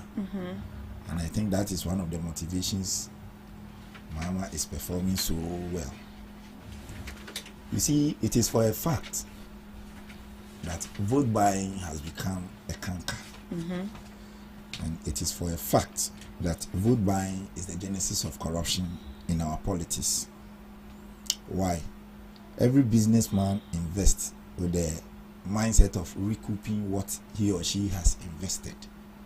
So whenever a politician invests his money into elections, the first question we need to be asking ourselves is, how is he going to recoup the money he's investing? And these are some of the issues we need to tackle it from the neutral angle. If you want to politicize it, definitely one party will lose. Because from what happened recently, it is clear that one party supports vote buying and another party doesn't support vote buying. You see, we have a political party and then we have the individuals that form the political party. So the political party has its stance and the individuals within the party also have their perception, the way they see things. The ideology behind NDC does not support vote buying. The NDC is a political party established based on the principles of probity and accountability. NDC is a social democratic party, and we believe in fairness and wellness for everybody in the society. That's our aim. It is our aim that when we capture power like this, we will implement policies that will benefit the ordinary Ghanaian. Whether you are staying in Accra or outside Accra, the policies of the NDC says that you should be benefiting from whatever the central government is rolling out. You see, when we talk about sharing money, before 1992, even before the 2000s, there was nothing like sharing money for votes. And any person who has followed politics from that time can tell you that when Ghana, I would say that governance transformed from a military regime to a democratic regime, a multi-party system. There was nothing like vote buying. Campaign was solely based on ideas. Campaign was solely based on how you market your policies. The people will accept it and then they will vote for you. J.J. Rawlings won elections twice. There was nothing like money distribution. So the money distribution started somewhere 2000 coming, and that is why at a point in time you could see that J.J. Rawlings himself was angry at certain individuals in the NDC as a political party because he felt they were doing things like the way the MPP is doing things. He started complaining. This vote buying is an example. Yes. And on countless occasions we've heard J.J. Rawlings complaining about some of those things.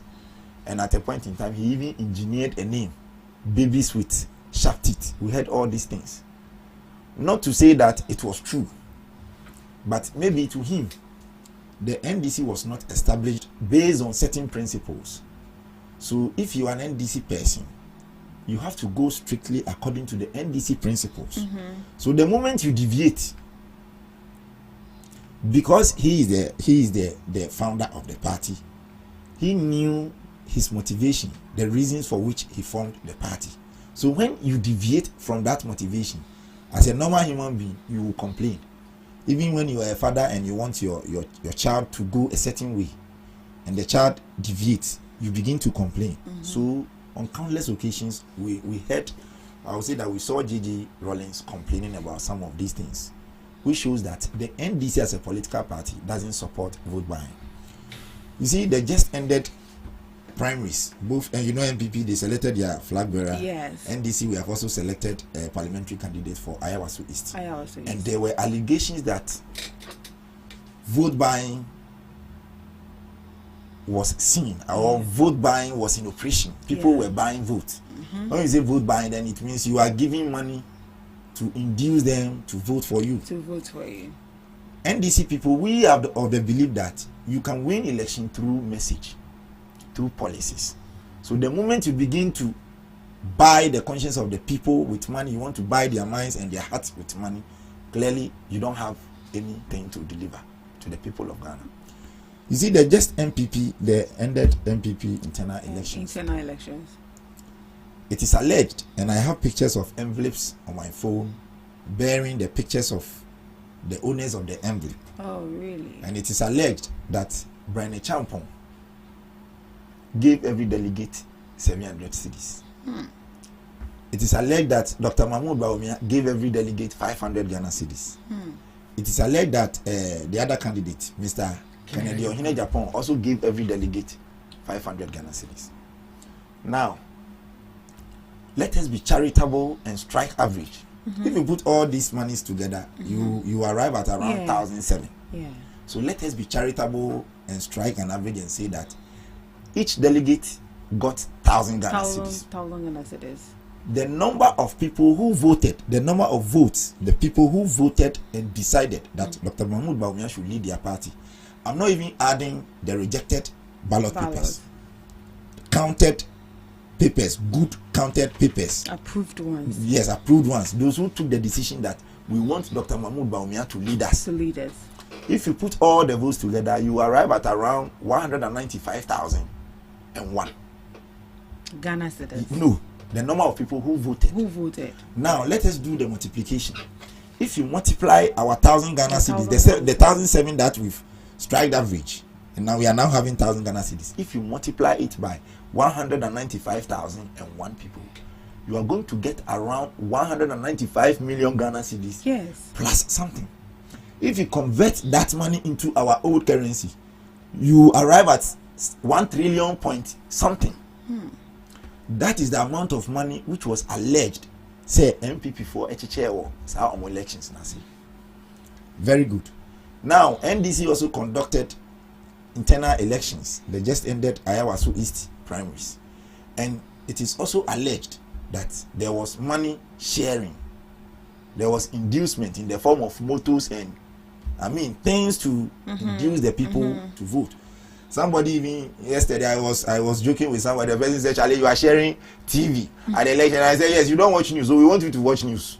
That is why we were sharing. Me particular, I am not in support of that action.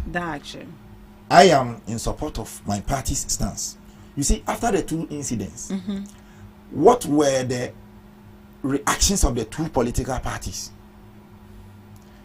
After the elections, MPP wrote a letter thanking their stakeholders and their delegates who decided that Dr. Mahmoud Bawumia should lead their party into 2028 elections, which I am hopeful that by the grace of God, he is going to lose again.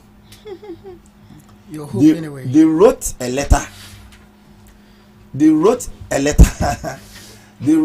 letter thanking their delegates and the stakeholders, and they advised the entire party to unite and to accept one another. But they ignored the complaints of the people that there has been excessive vote buying. They never mentioned it. They didn't talk about it. They wanted us to treat it as normal.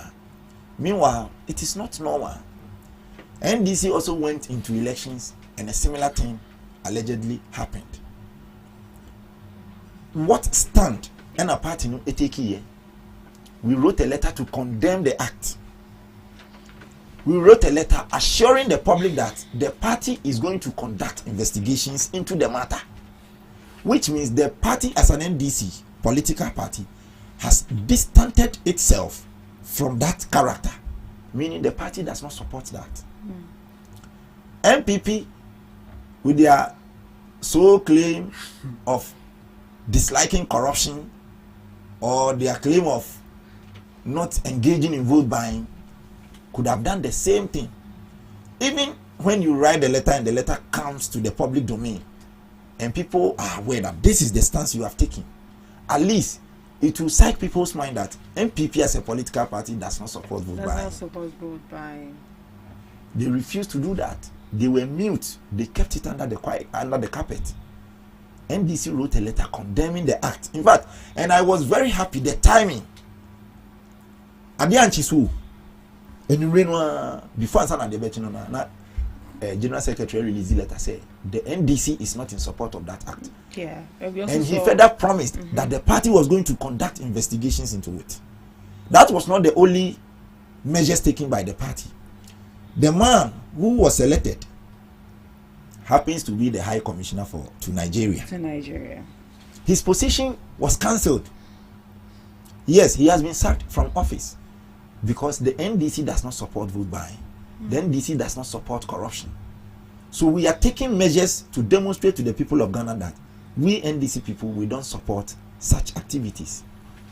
It didn't end there. We have been in this country where a political party, they use their majoritarian to torment Ghanaians, to impose their will on the people of Ghana. Everything about the previous majority we had in parliament was about MPP's interest.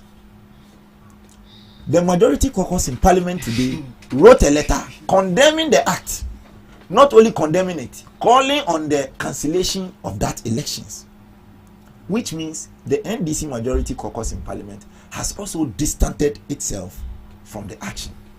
And these two scenarios indicate that the NDC does not support vote buying, because we are of the belief that vote buying is the genesis of corruption. And as a party that was established based on probity and accountability, people must be held accountable for their actions. And I think that is why both the majority caucus in parliament that the Honorable Baba Jama is willing to go and join have distanced themselves from the action. And they are demonstrating to him that they, the majority group in parliament, does not support vote buying. You cannot be part of the majority bench if you entered into parliament through vote buying. And this is an interesting and a nice scenario which must be copied by other political parties. But what do we see? Political parties go on TV to glorify vote buying as if it is a normal thing. Which you don't have evidence to that. You see? I want to make some corrections here. When you have your time, you can make any form of correction you want. Do you get my point? So the two political parties, I made a TikTok video and I stated it emphatically that today the big question has been answered. The actions taken by the two political parties after the elections shows the characteristics of the two political parties. The NDC has been bold enough to demonstrate to the people of Ghana that no matter how the perception is that there are certain individuals in the NDC as a political party who are corrupt, the party itself does not support corruption. And that is the stance we have taken. You see, we are human beings. We cannot say that under normal circumstances, any person that joins NDC should join with the mentality that he or she has understood and accepted the motto or the principles on which the party was established. But for the fact that we are human beings, people will enter and they will begin to exhibit their characters. So at all times, it is the political party that must be on its stance that certain things we have to take actions to correct them. So we went into an elections and there was an alleged vote buying. Party has taken bold stance. Those who face punishment are facing. It didn't end there. To demonstrate that Ghana is under a proper administrative system, the Office of the Special Prosecutor has written a letter to investigate both matters. Yeah, both from Look, we were living under a leadership where somebody does something and then the president will clear him. I was in a scene of similar issue went on. At that time, there was a political party in power. What did they say? At the end of the day, we even had the president who went to a scene of, and then he was telling the scene of people that don't vote for the NDC candidate. He is a jail candidate. Obeko jail. We heard all those things. Instead of condemning the activities associated with the elections, which is inappropriate, which are unacceptable by the people of Ghana, we were rather encouraging the people to vote for a particular candidate, and labeling one candidate as a candidate for jail, will go to jail.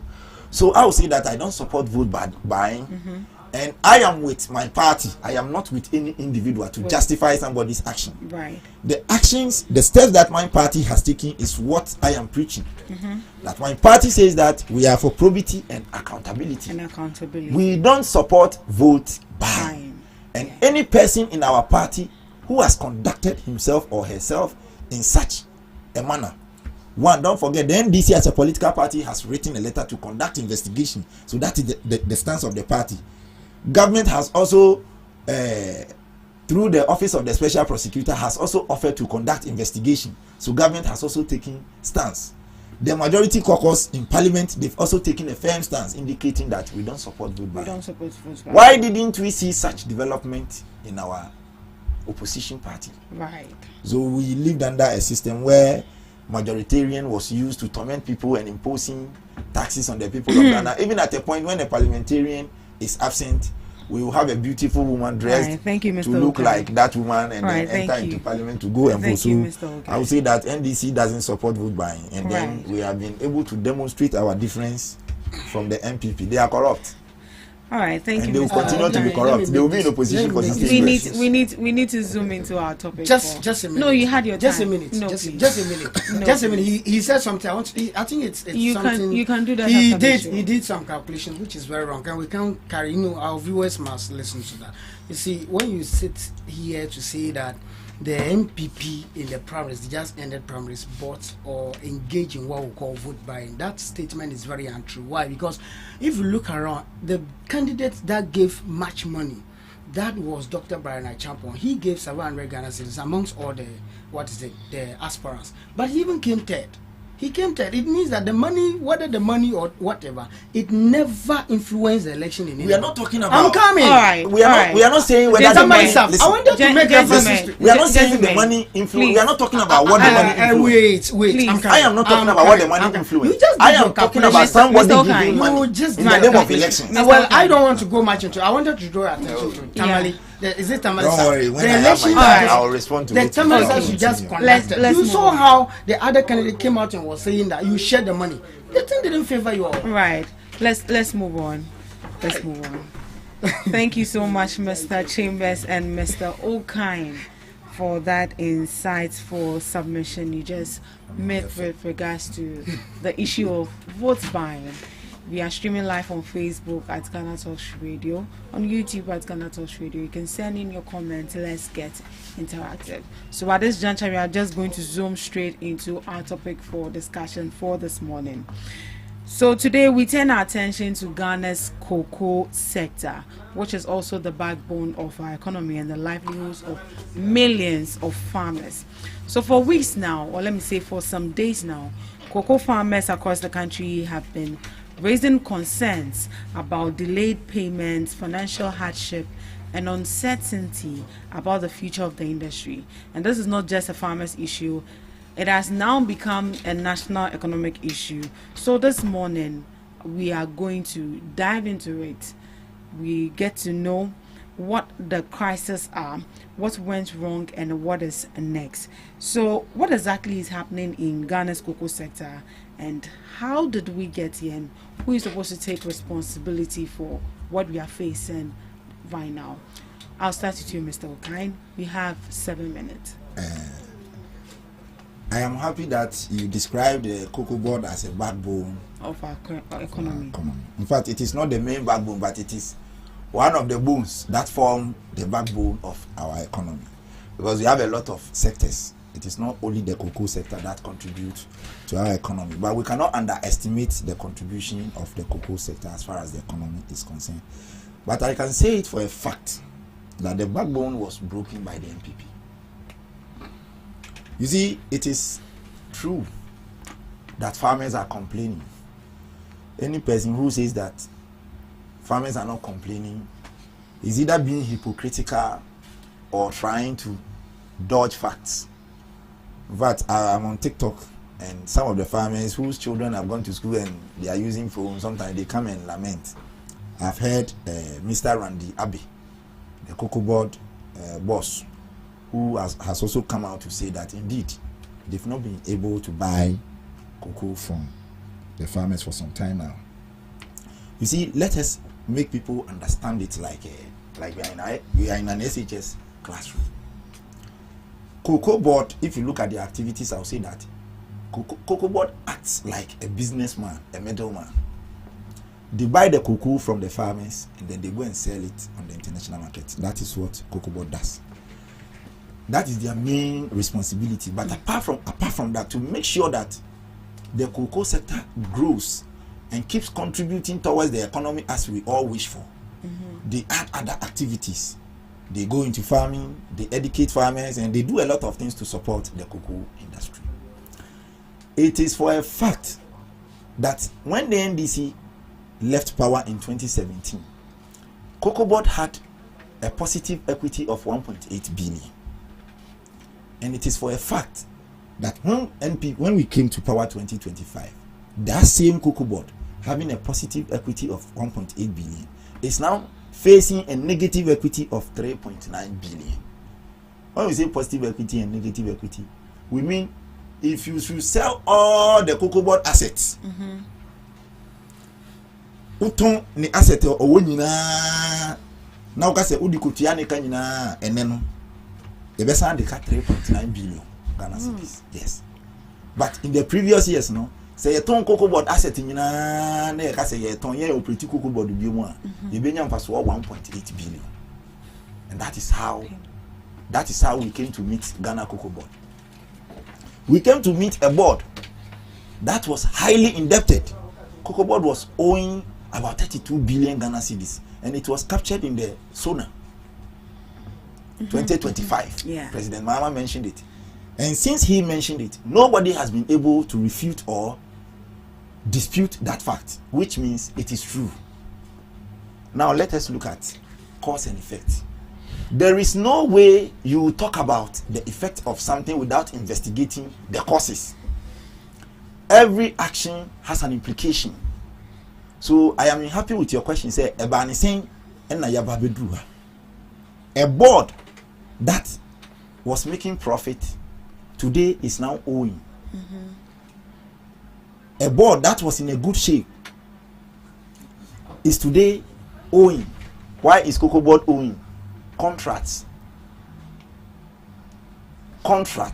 road contracts. You see, from 2020 to 2024, cocoa production kept declining. We left cocoa production of around 960,000 metric tons when we were leaving office in 2017.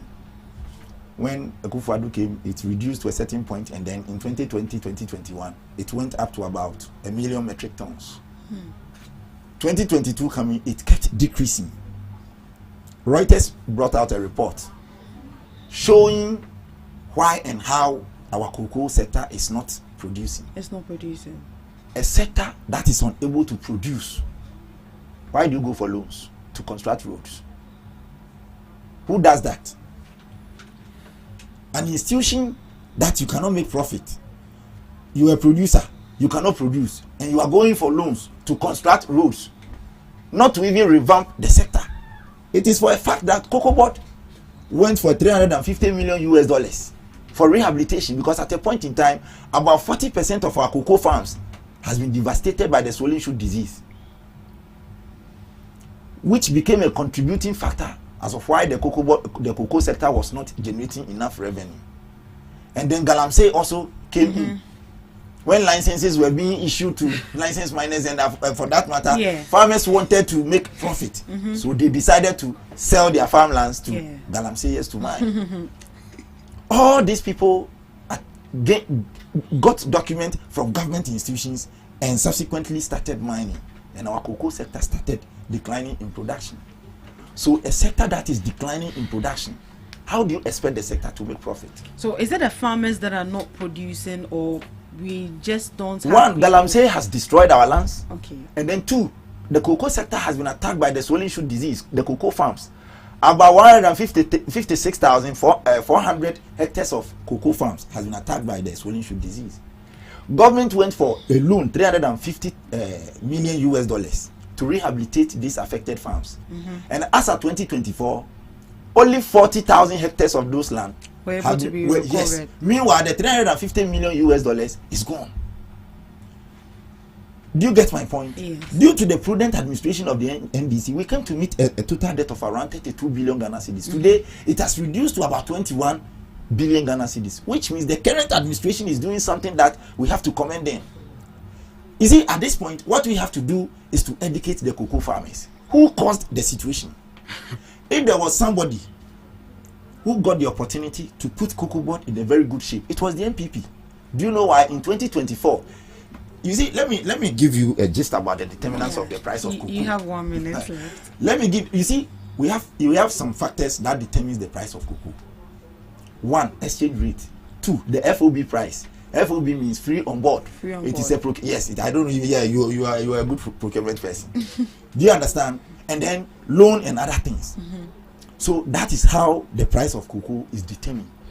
The amount of money at the market is sold from the market, and the exchange rate, because it is being sold in dollars. The reason why I'm saying the NPP got the opportunity to put cocoa board or our cocoa sector in a good shape was because at their time, 2023-2024, a ton of cocoa was sold around 11,000 US on the world market. That was when the NDC people, we made arguments that the farmer should be entitled to not less than 6,000, 7,000 Ghana cedis. Because if you convert that $11,000 into Ghana cedis and you divide it by the 16 bags of cocoa, which makes 1 metric ton, a bag of cocoa was around 10,000 Ghana cedis, and the farmer was given 3,000 Ghana cedis instead of 7,000 Ghana cedis. So government was making a profit of 4,000. Where the government kept that money? So why should cocoa board owe? Right, I'll be back. Mr. Chambers. Very well. How was the cocoa situation under your regime? Reading around it, I want to say that so far, if a cocoa farmer really want to praise any of the governments that have done so well in terms of cocoa, the NPP government should be praised. But how much was a cocoa under your regime? Very well. How much was it? We took over from the NDC in 2016. 2016. And a bag was sold at 475. That Ghana is 64 kg. Ghana cedis. And in 2015, when we were leaving power, in 2014, we left a bag of that same. 2015 when we were leaving power. 2024. 2024. Right. Sorry for that. 2024 when we were leaving power, we left a 64 kg of cocoa bag, 3,000 Ghana cedis. That is a fact. You see, I listened to the lamentations. That's my brother was. I mean the deceitful messages he was throwing into the dust of everyone, putting blames on diseases, putting blames on Galamsey and all that. My brother, you must not even try that, because even if you are going to speak on the disease and that of the Galamsey, then that means that there will be shortage of cocoa in the system. But that is not the issue at hand. The issue here is that the cocoa farmers are not paid. You understand? The cocoa farmers are out there crying and calling on the government, calling on the education minister, the agri minister, Honorable Eric Opoku, to do something, because they have, for some time now, they have not been paid. You sat here and you lamented and cemented your argument around the NPP and saying that if there is anybody to be blamed, it should be NPP. I am saying that is very untrue, and that statement is a statement of lies. Why? Because in 2024, when we were leaving power, do you know what we do? What did you do? international communities, they were benefiting so much from our cocoa. The cocoa bags, in fact, there was something they call loans, cocoa loan syndication. With the cocoa loan syndication, do you know what they do? They will give us money.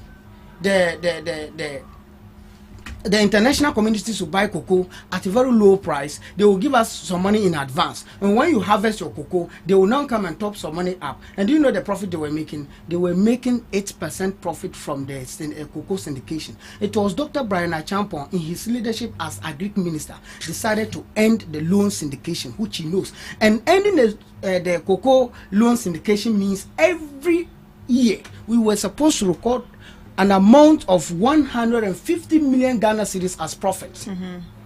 The interest was supposed to be 150 million. You can check. That is what we left.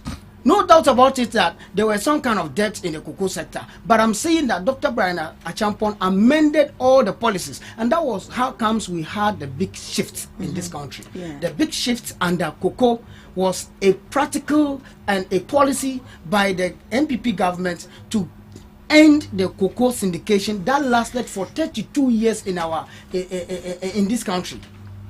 You are not praising. You didn't even talk about the big shift. You are here. Your own government is bringing, in fact, some policies that those policies you are bringing is a policies of interest. The policies you are bringing is weak and miscarriage decisions you are making at the cocoa board and leaving the cocoa farmers crying every day. All farmers have not been paid. And instead of you to talk about it and console them, you are trying to put the blames on the NPP. That is a what policies did they come up with in the? You mentioned some policies. They are not trying. The policy. They are not trying. They said they were going to enroll a policy that will foster and strengthen the prices of cocoa in the world market. That was a policy they came up with. The current, Dr. Ransford, the acting CEO, that was what he announced to the good people of this country. I am sorry to say that we don't even know the fate of it. Look, if any MDC member sits somewhere to blame MPP for cocoa not being, for cocoa farmers not being paid, I am saying that it has gone a long way to explain that the acting CEO and the government, the acting CEO of cocoa is so incompetent, and the government is very incompetent. Do you know why I'm saying that? But if you listen to Randy Abe, they said that it was due to the debt that was left behind by the previous administration. That is why they are in the situation they are now. Look, that is what they are saying. But with the debt, we're still able to pay cocoa farmers. Look, you said what is it? The inflation is down. You said the dollar is down. You said all the economic indicators are very positive, but cocoa farmers are crying. When you say we criminally managed the economy, we were able to pay the cocoa farmers. If he says today to refer, if that man, I don't want to use the word incompetent, but he's speaking and portraying himself to every entire Ghanaian child that he's incompetent. If he says that it was out of the negligence of MPP, that is why they are not able to pay cocoa. Ask him a simple question: how comes we are able to pay cocoa farmers? How come we, the NPP, were able to pay the cocoa farmers? Even with the economy, they said we criminally manage that economy. They are managing the economy well, and everything, it appears on the surface that they are doing very well, but cocoa farmers are crying. Do you know that it's not only cocoa farmers, rice farmers are also crying? Soya beans, I think there was a conference the NDC held in northern part of Ghana. I don't want to say NDC government. One chief came out to tell them that, look, we are suffering. The farm producers are not buying. It is true. Cocoa farmers, if you listen to them, they've been paying. We are never owing any cocoa farmer. Is there any cocoa farmer that has come out to tell you that we are owing him? Don Dramani Mahama, His Excellency, made a promise to the good people of this country, forcing by Ato forcing. Every day we sit on social media and say Ato is forcing, Ato is forcing. You are forcing and cocoa farmers are not being paid. John Dramani Mahama, the Excellency, also made a promise that he was going to increase 70% of FOB, gross free on board price. You were here when Honorable Eric Opoko sat before the panel to be vetted as the. Your time is up. My time is never up. Your time is up. You gave me 7 minutes. Yes, it's up. What? You started at 9:14. When let me interrupt. When Honorable Eric Opoko sat before the panel to be vetted and approved as a minister of Agric Minister, he also indicated and said if he's approved as education minister, he's going to Agric Minister, sorry, he's going to make sure that the promises, the 70% promises John Dramani Mahama said in his campaign, they are going to make sure that they deliver it. Has that been delivered? That has not been delivered. So if you are going to look, and let me end it this way: if you go to take only 2024 after the end of loan syndication, cocoa loan syndication, we have increased the price of cocoa 3 or 4 times, which you have not done that when you came to power. So talk about what the farmers are going through, what cocoa farmers are going through now, and stop mentioning MPP. You have the opportunity, so save the Ghanaians. Right, Mr. Okai. Well, why haven't the government paid the cocoa farmers? Like I was saying, but my brother is refusing to understand. No. There's nothing to be understood. You have not even formed one policy over a year now. Allow him to speak, please. Thank you. We have heard a lot of policies.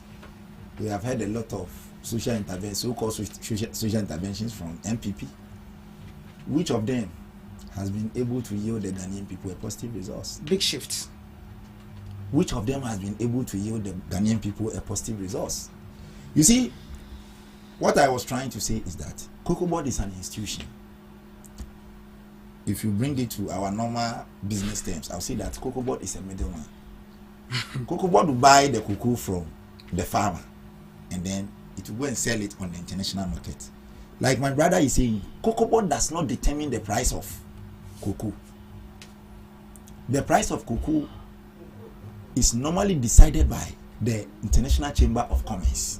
I never said cocoa board decides from the price. The global market. Very good. Which Ghana? No, but I think you should quote me well. I never said cocoa board decides the price. I don't like when you were talking. No. I was But quiet. I can. You see, Mr. there is something we call takasum of information. If you put it that way and I'm quiet, it appears that I said that. You said President Mahama promised to increase the FOB price of cocoa to which you know is 70%. Yes, you said it. President Mahama never said that. Jesus what Christ. President Mahama said was that per the amount of cocoa, the price of cocoa being sold on the international market, the farmer should be entitled to 70% of that amount. Jesus Christ.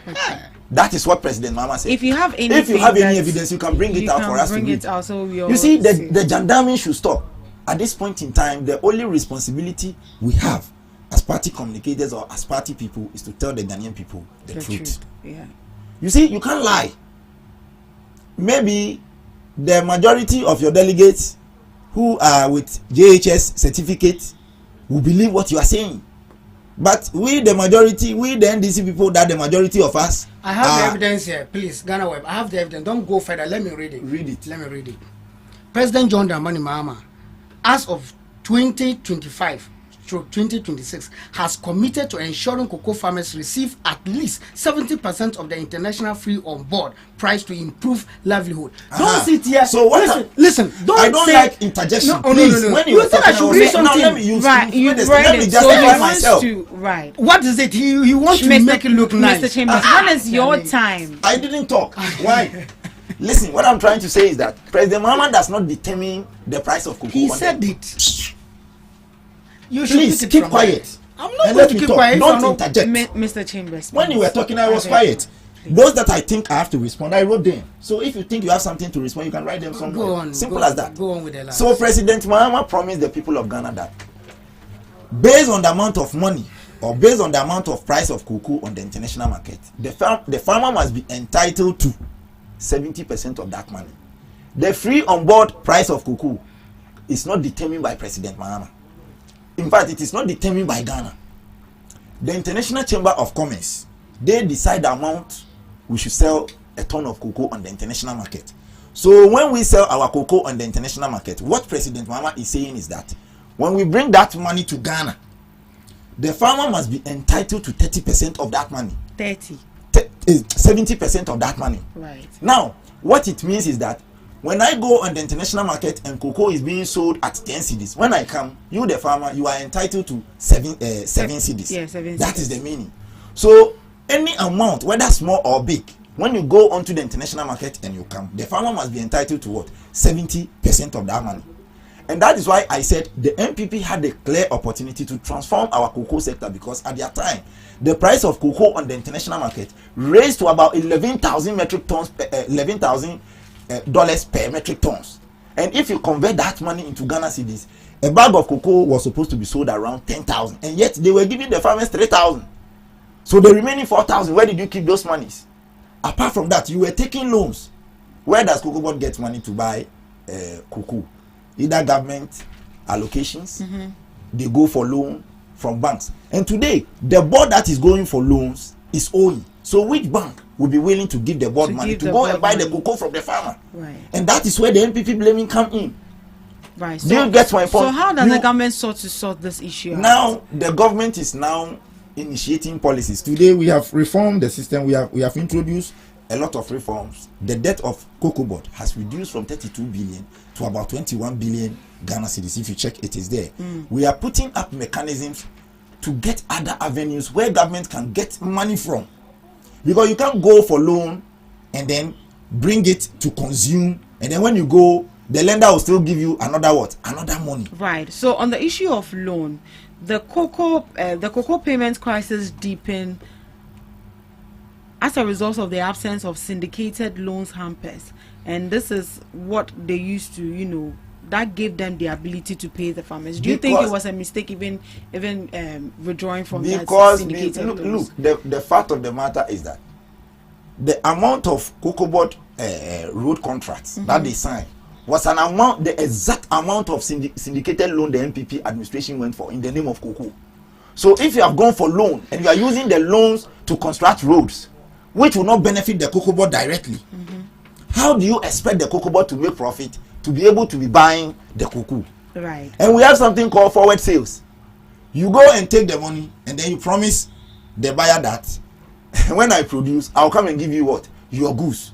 Right. As a result of that, Ghana lost about 1.something billion US dollars because the Akufo-Addo government went for that money that will give me this amount of money when it is time for cocoa at a very low price. When it is time for cocoa, I'll bring you the product. You also mentioned that we don't set our price when it comes to how we should sell our cocoa. Yes. Price. Don't you think we should rethink it as a country to set our cocoa prices in relation to the global market? In this life, one thing we should understand is that no country can stand in isolation. And when you are doing business with somebody, we have something called negotiation. And this negotiation will ensure that everybody will be on a safety platform, on a safe platform. Yeah. Everybody will be safe. So that is why the Incoterms come to play. The responsibilities of the buyer, the responsibilities of the seller, the amount I have to pay. If I have to pay this amount, then when I load the cocoa onto the ship, I'll bring it to your doorsteps. That one, we can also decide the price we will take for that. All these things come as a result of Incoterms, if you know Incoterms. So our agreement is that when we load the cocoa at Tema Port, our responsibilities end there. So per what we have accepted to offer, that is the amount the International Chamber of Commerce saying that this is the amount you will get. Do you get my point? So even if we want to negotiate the price of cocoa, it is not as easy as we see it. We see it. It will go through a lot of processes before we can even do that. All the cocoa producing countries must come together before they can make such decisions. So Ghana alone cannot stand out and say that, oh, me, I'm Ghana and I'm producing my cocoa. This is the amount. Fine, if you are producing your cocoa, don't forget that businessmen will now support your competitors with money, and they will begin to produce, and your cocoa can be useless. Right. Do you get my point? Right. So when it comes to business, we negotiate in such a way that everybody will be on a safe platform. So it's a mutual beneficial something that each party will so the benefit current from. situation we are facing, nobody should assume that the President Mahama administration is failing or unable to pay cocoa farmers. But the fact of the matter is that the NPP administration plunged the Cocoa Board into financial distress. And that is why the board is unable to generate enough revenue to buy cocoa. Right. And it is as simple as that. So right now what we have to do is to be patient with the government and solicit for funds from elsewhere. Because where the Cocoa Board can go and be taking money to buy the cocoa, you have destroyed there. Right. So where are we going to get the money? Okay. So it is all about patience. I know how it feels. Me, I have a cocoa farm. You don't. I'm a cocoa farmer. You don't. Right. I lived in Obuasi. Why are you him? Do you know me? You don't. Are you him? No, why are you him? I live in Obuasi. I have a small cocoa farm. He said he has a cocoa farm. He said he does. You are doing the Are you politics. him? Now you are really doing the politics. Thank you, Mr. Okan. So, Mr. Chambers. I've not concluded. No, you should. I don't know. You even if you give you 3 days, you won't conclude. But that's come on. You see, if you say that the cocoa board price or the cocoa price is determined by international markets, I will argue with it. The PPRC we have in this country. What? PPRC. Full meaning? That is the Producer Price Review Committee. Which is, I think, the current finance minister is the head of it. They are responsible for the increment of cocoa. They negotiate with the international market. Is it on the global markets or on here? The global markets. On the global markets. So in Ghana, they are responsible for the increment. We can do our check. So if you say that we have no hands in the increment of the prices, the statement is untrue. You don't understand anything. You are confused. I'm not confused. That is what you just said. I said You said when I mentioned 70%. Oh, come on. I said we can't take a decision solely. Mr. Man, I paid attention. Don't listen. Maybe you said developing a good listening habit is part of. I am saying that when I mentioned the 70% increment, your president said he was going to increase.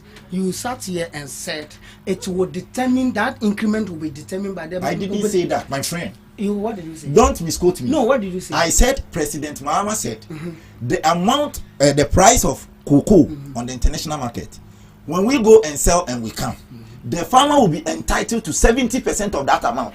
And that's exactly what we are seeing today. Go and check the price of cocoa on the international market and check the amount we are giving to the farmers. How do you and make compare a promise? It to yours when you were selling a ton of cocoa at $11,000 and you are giving the farmers 3,000 Ghana cedis. And you are here praising yourself. What are you talking about? You see, take your time and read. You see, I should be telling you should take your time and read. Because one, you sat here and said the president cannot. My friend, I said don't misquote my words. Oh God. Can you allow me to talk? Let's move on. Can you allow me to talk? I will not allow you to talk. I will not allow you to talk when you are misquoting, when you are misinterpreting. I know when I mentioned please come down.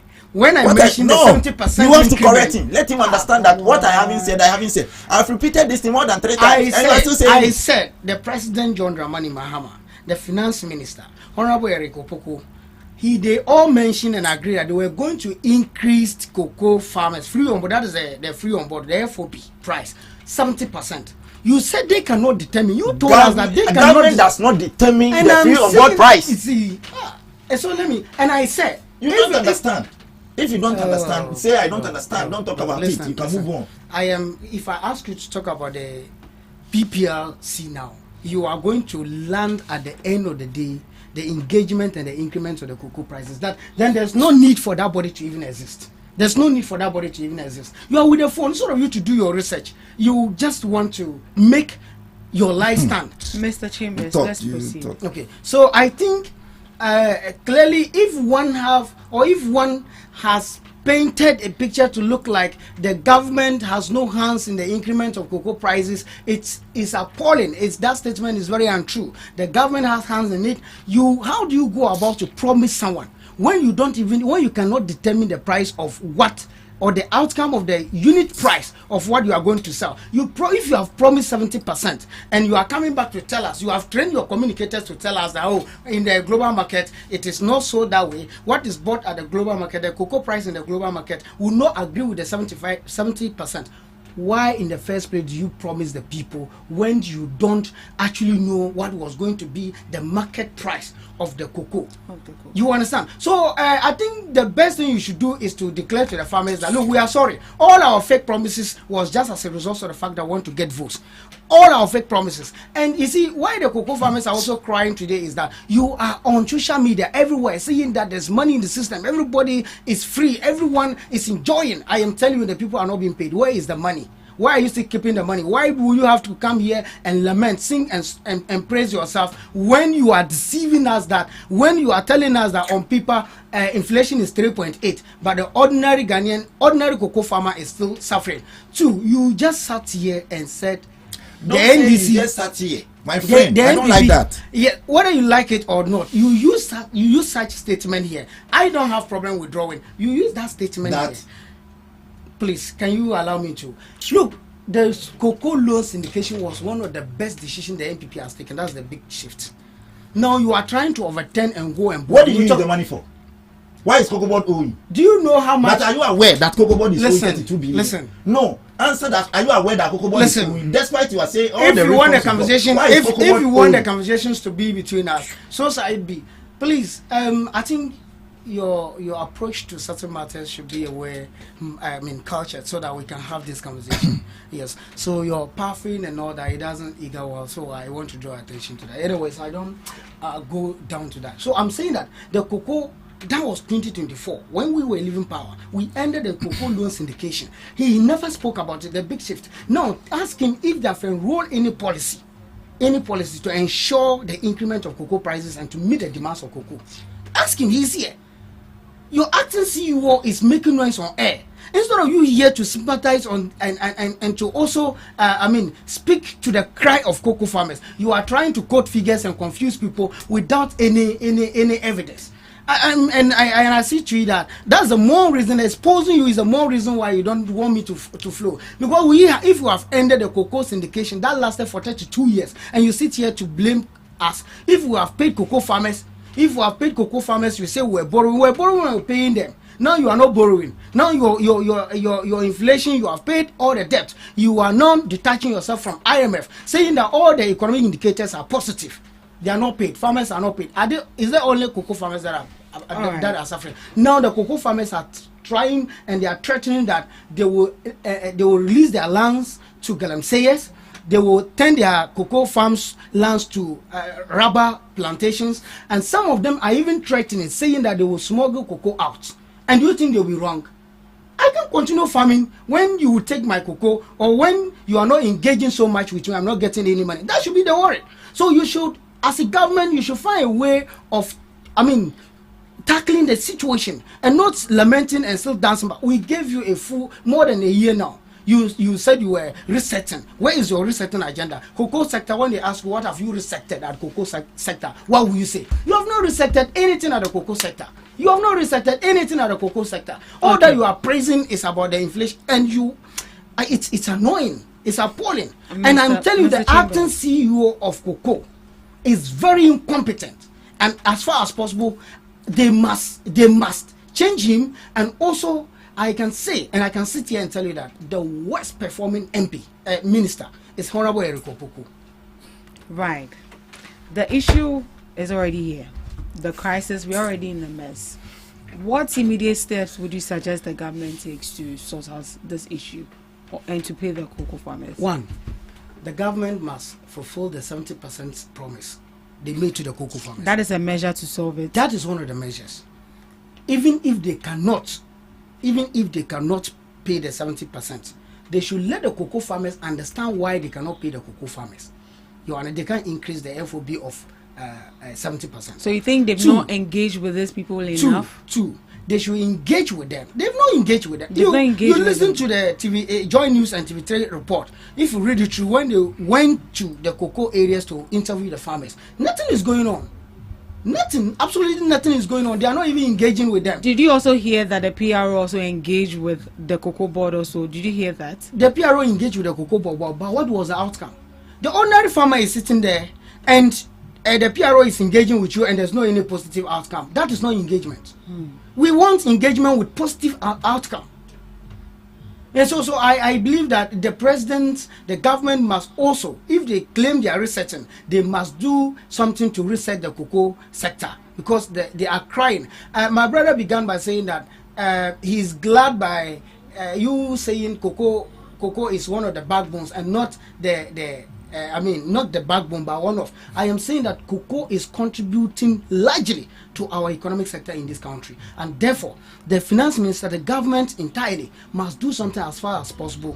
Even if they can't pay all the cocoa farmers, they should start tackling certain, they should be enrolling certain measures that will show some positive attitude towards cocoa farmers, and not just cocoa farmers alone, other farmers that are crying. So you think they should borrow from other banks to sort out this? They know what they said there is money in the system.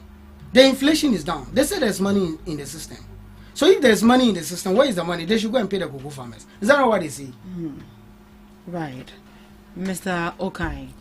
Yeah. So lastly, on this topic. I want to use my last minute to educate my brother on something. I want us to calculate the percentage. No, I want no, to prove to no, him that no. the president You don't Please, say that. Use your calculator for me. No, you don't say that. Use your calculator. You don't for say me. that. Use your calculator for please, me. You I'll don't say teach that. you. No, you don't say the price that. of the price of cocoa on the that. international market. You don't say that. 5,100 per metric tons. The issue is that if you are very impatient, you can't teach me. Maybe your level of education is no more than mine. That's one thing you must know. Okay, you fine. cannot teach me. Let me clarify my issue. Simple, and withdraw that. Price of cocoa on the international market. $5,100 per metric. Which source is he picking it from? You should know that first. Maybe AI is deceiving you. You should know the source. Is it from the website? Yes, that is it. Is it from the website? Yes, I'm opening it for him to read. You can't go and force AI to say something, and you can go through and read. So you can go on with your calculations and tell so us. 5,100. Let me. You can read to him. You should read. So price of cocoa on the international market 5,100. Then you convert it to cedis. 5,100. 100. In dollars? Yes, dollars. Convert it to cedis. I'm coming. We can actually proceed whilst I sort that out. When you convert it to cedis, then you divide it by 16 because every 1 ton of cocoa is 16 bags. So divide it by 16.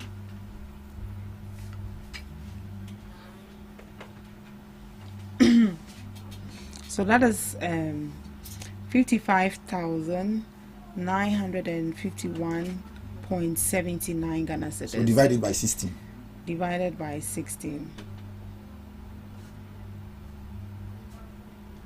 16. Yeah.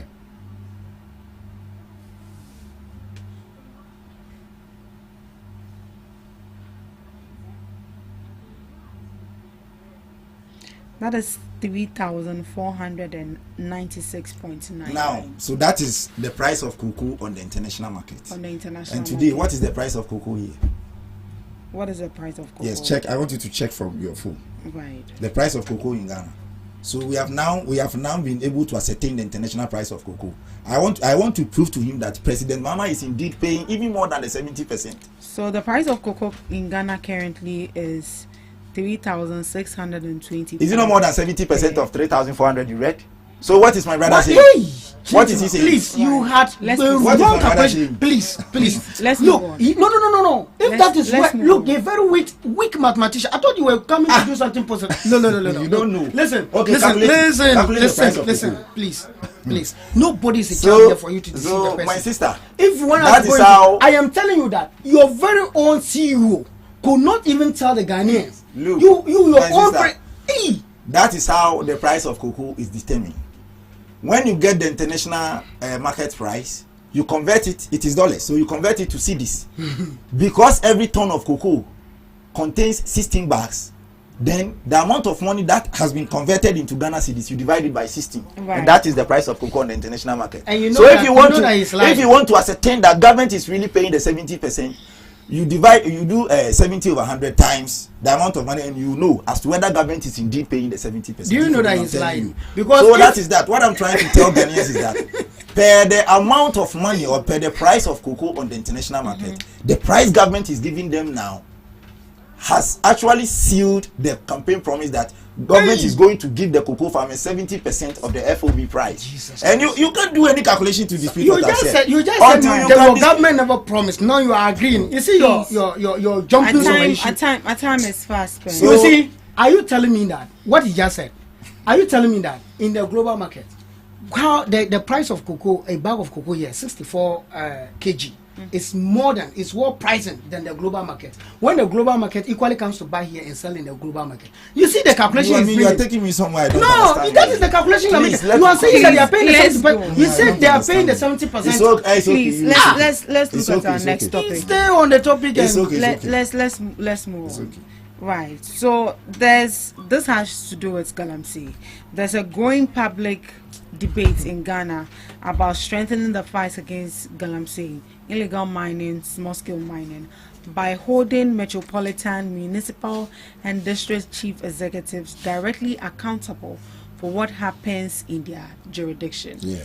Do you think doing this will actually help us sort Galamsey or help us eradicate the issue? Mr. Chambers. Thank you so much. With regards to the issue of Galamsey, holding the MMDCs and chiefs accountable at their areas would, on the surface, it will appear that's the best, or that would be the best way to solve the issue of Galamsey. You see, the issue of Galamsey has come to the point that all of us must get ourselves involved. We have seen that the government, in going into 2024 elections, what their boys told us, how they were going to fight against Galamsey, that is not the issue now. And we just don't have to, stay back and say that because the government is not fighting it enough, we will not also do what is best for us to stop Galamsey. At the end of the day, our lives matter. People around the Galamsey areas are really suffering. But then, the MMDCs and the chiefs at maybe at the local areas or the Galamsey areas, do you really think they would be the best to solve the issue of Galamsey? If you listen to what this government has said about Galamsey and some of the instances or some of the policies they've enrolled when they took power, what they said they were going to do to stop Galamsey, it's over a year now and nothing has happened. A typical example is when they promised the good people of this country that we were going to station 44 military zones in Galamsey areas. It has not, that thing has not come to life. You were here when the IGP sent boys to fight against Galamsey, and the president himself called on the IGP to withdraw the task force. When the NIMOs were sent on and let me say, they were sent to fight against Galamsey. When they were sent to Galamsey areas, you were here. When Honorable Ebenezer Kwekuado and Dr. Collins incited the youth to go and fight them, that issue has died off. Nothing has happened. It has gone off. They are part of the ruling government. And all other forces that are rising against Galamsey today are all forces of the current government. We have comments and social media has proven that the regional minister, the central regional minister, is much engaged in Galamsey.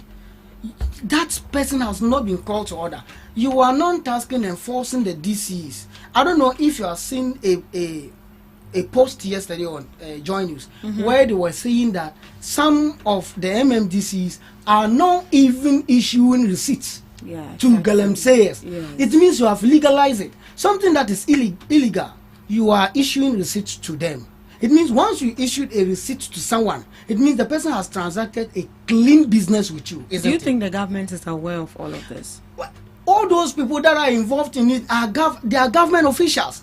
They are government officials. You don't need John Dramani Mahama to be aware of it. When Honorable Ebenezer Kwekuado and Dr. Collins incited the youth to fight against NIMOs, they are in Parliament. What sanction has been taken against them? No sanction. So you cannot tell me that the government is not aware. Government is aware. When we have a president of the day who promised that he was going to grant amnesty to all Galamsey boys that have been arrested. Today, the only thing they are doing is concentrating on Chairman Wuntumi. The only thing they are doing, and I am seeing it at the Galamsey side, is targeting Wuntumi. Joseph, is it Yamin, the national organizer of NDC? He stood somewhere and addressed people and told them that he is calling on the government to withdraw all the task force that were at Galamsey area. So look, comments and all that. This is the government that said that ending Galamsey is just about a week or two. It's it's above a year now, and now we are having government officials involving so much and inducing money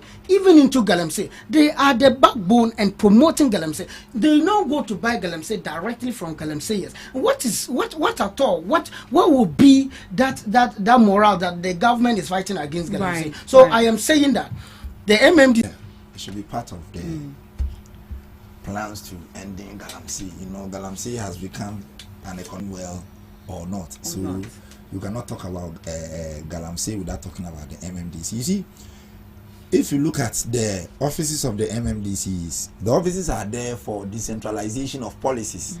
Now, whatever policy the central government brings out, the MMDCs are the ones supposed to make sure that the policies go down the people, so that the policy will have a positive effect on the Ghanaian people. So I think MMDCs have a part to contribute, and I don't see that call to be a call of punishment, but I see it to be a form of accountability. They have to be part. But you see, this issue about Galamsey, we talk about Galamsey all the time. Every day. But I feel it is time that we look at the supply chain aspect of Galamsey. Before you can do Galamsey successfully, you need certain things. You need equipment, you need access, you need fuel. I mean, you need a whole lot of things. You need logistics before Galamsey can go on smoothly.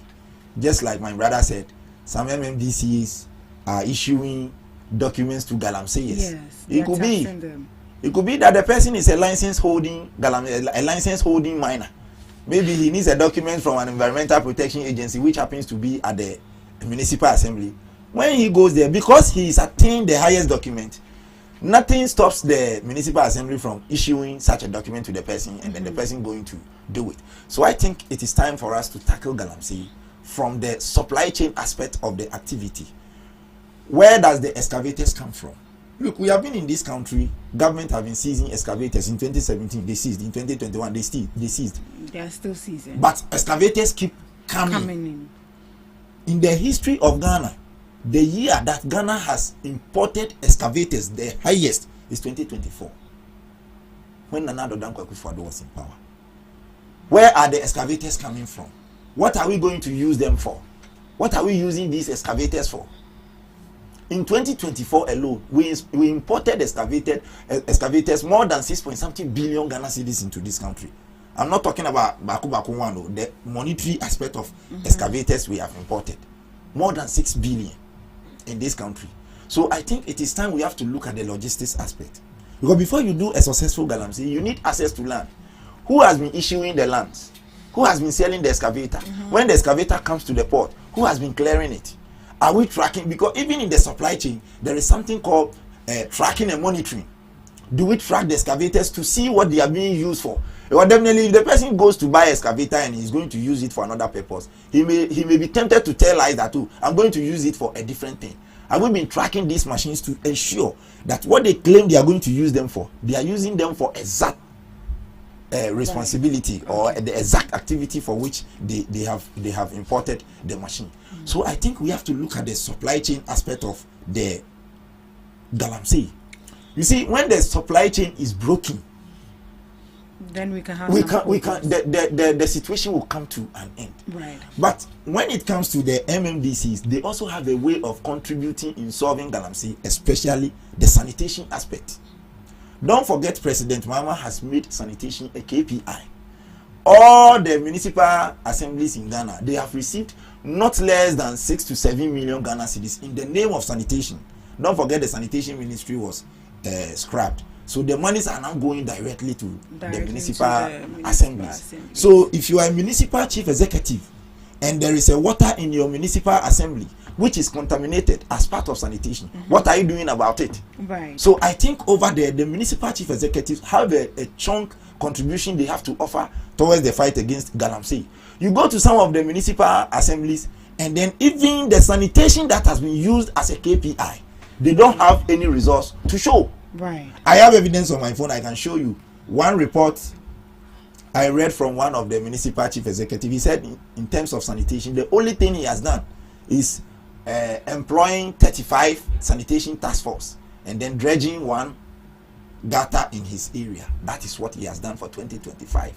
Meanwhile, you have received a colossal amount of close to 7 to 8 million Ghana cedis in the name of sanitation. Right. So clearly, this is not what the Ghanaian people are looking for, and this is not what the President Mama, who appointed you to that office, is looking for. President Mama wants resource. We all followed NDC because we believe that with NDC there can be resource, there can be performance, there can be deliverable, performance that can be measured, and that is why we campaign for the NDC. Thank you, Mr. And Oka. indeed, President Mama is delivering. So I'll say that all MMDCs should see themselves as part of the Galamsey fight. They should contribute their quota, especially in terms of sanitation, to ensure that the Galamsey menace is brought to an end. Right, Mr. Chambers, does appointing MMDCs rather than electing them affect the accountability to the local people when it comes to issues like Galamsey? Because they appoint them, they don't elect them, and we've seen instances where the president appoints an MMDCs and the people reject the MMDCs. Do you think that electing them rather will make them more accountable to our issues like Galamsey, sanitation, and then all of that? To me, if you watch closely from the experience of elections and how we conduct our elections in Ghana, I always cite for the appointments. I think the appointment will be the best way. You see, when you appoint someone into a portfolio, into a position, you can hold a person accountable than when someone campaigns and get elected. You understand? When, in every election, before you take up forms or whatever to contest, you might, in the Ghanaian settings, you might preview of your benefit attached to the office.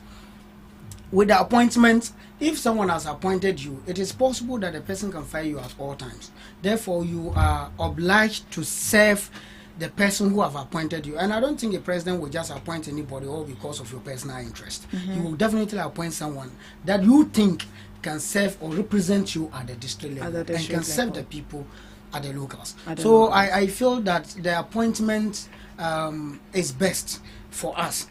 And those who are engaged into this issue of Galamsey as an MMDC, it's quite unfortunate. It's quite unfortunate. There should be people that would be, advocating for the change in our communities, advocating for, basic laws to be manifest in our lands. So if they are also engaging in Galamsey, I wonder what they would tell their constituents. So the appointment is okay. It's okay. The election might even deepen it, where people will go and borrow money, do their campaign at the end of the day. Exactly. They will go even do the Galamsey money to come in. So the appointment is okay. Right. Thank you so much, Mr. Chambers. So Galamsey is not just an environmental problem; it is a governance challenge that spans national leadership, local accountability, security enforcement, and community livelihoods, making Galamsey Control a measurable performance benchmark for MMDCs could be one of the several reforms needed to ensure real and sustainable progress in protecting Ghana's natural resources and future prosperity. Thank you so much, gentlemen. Thank you so much for joining us on the Ghana Talks Breakfast Show. Before we take leave of you, last words, please. Mr. Okai. I will extend my greetings to my party people again, especially my boss, Honorable Nyamashiti, the chairman of the United Gadangwe Caucus. His aim is to unite all the Gadangwe people, so that we will be one. We share common ideas towards the development of Ghana. I will also extend my greetings to my friend, Great Ampon. He's contesting for a vice chairmanship position at the constituency level. And I think he's humble and he has what it takes to manage that office effectively. He has been an assembly member before and he contributed so well to his people. So I think when he's given the opportunity, he can lead the NDC Amasaman constituency to a greener path. Thank you. Thank you, Mr. Chambers. I also want to extend my greetings to the good people of Zabzu constituency in the family of NPP. I just want to encourage them that indeed the policy of NPP now is to revamp the party, and we are all on the track of revamping the party. And so I want to call on all of them to do well, to seek to it that unity within the party is our hallmark. Also extending our gratitude to Honorable Stanley Yaonandaya, the Member of Parliament for Winesi constituency. I think yesterday and a week now, he's engaging so much with the constituency by providing them water. At least water is one of the challenges that people are facing in that constituency. He's doing so well. So we want to say that he should keep it up. And we also, I always say that the government, if they are going to reshuffle any minister, at least they should eye that man. He's doing so well, and at all times we will praise him. We know what he's doing for his people, and so a big shout out to Honorable Stanley Yaonandaya. Right. Thank you so much, Mr. Chambers. Thank you for joining us on the Ghana Talks Breakfast Show. We thank you. We'll be meeting same time tomorrow. Do have a lovely day.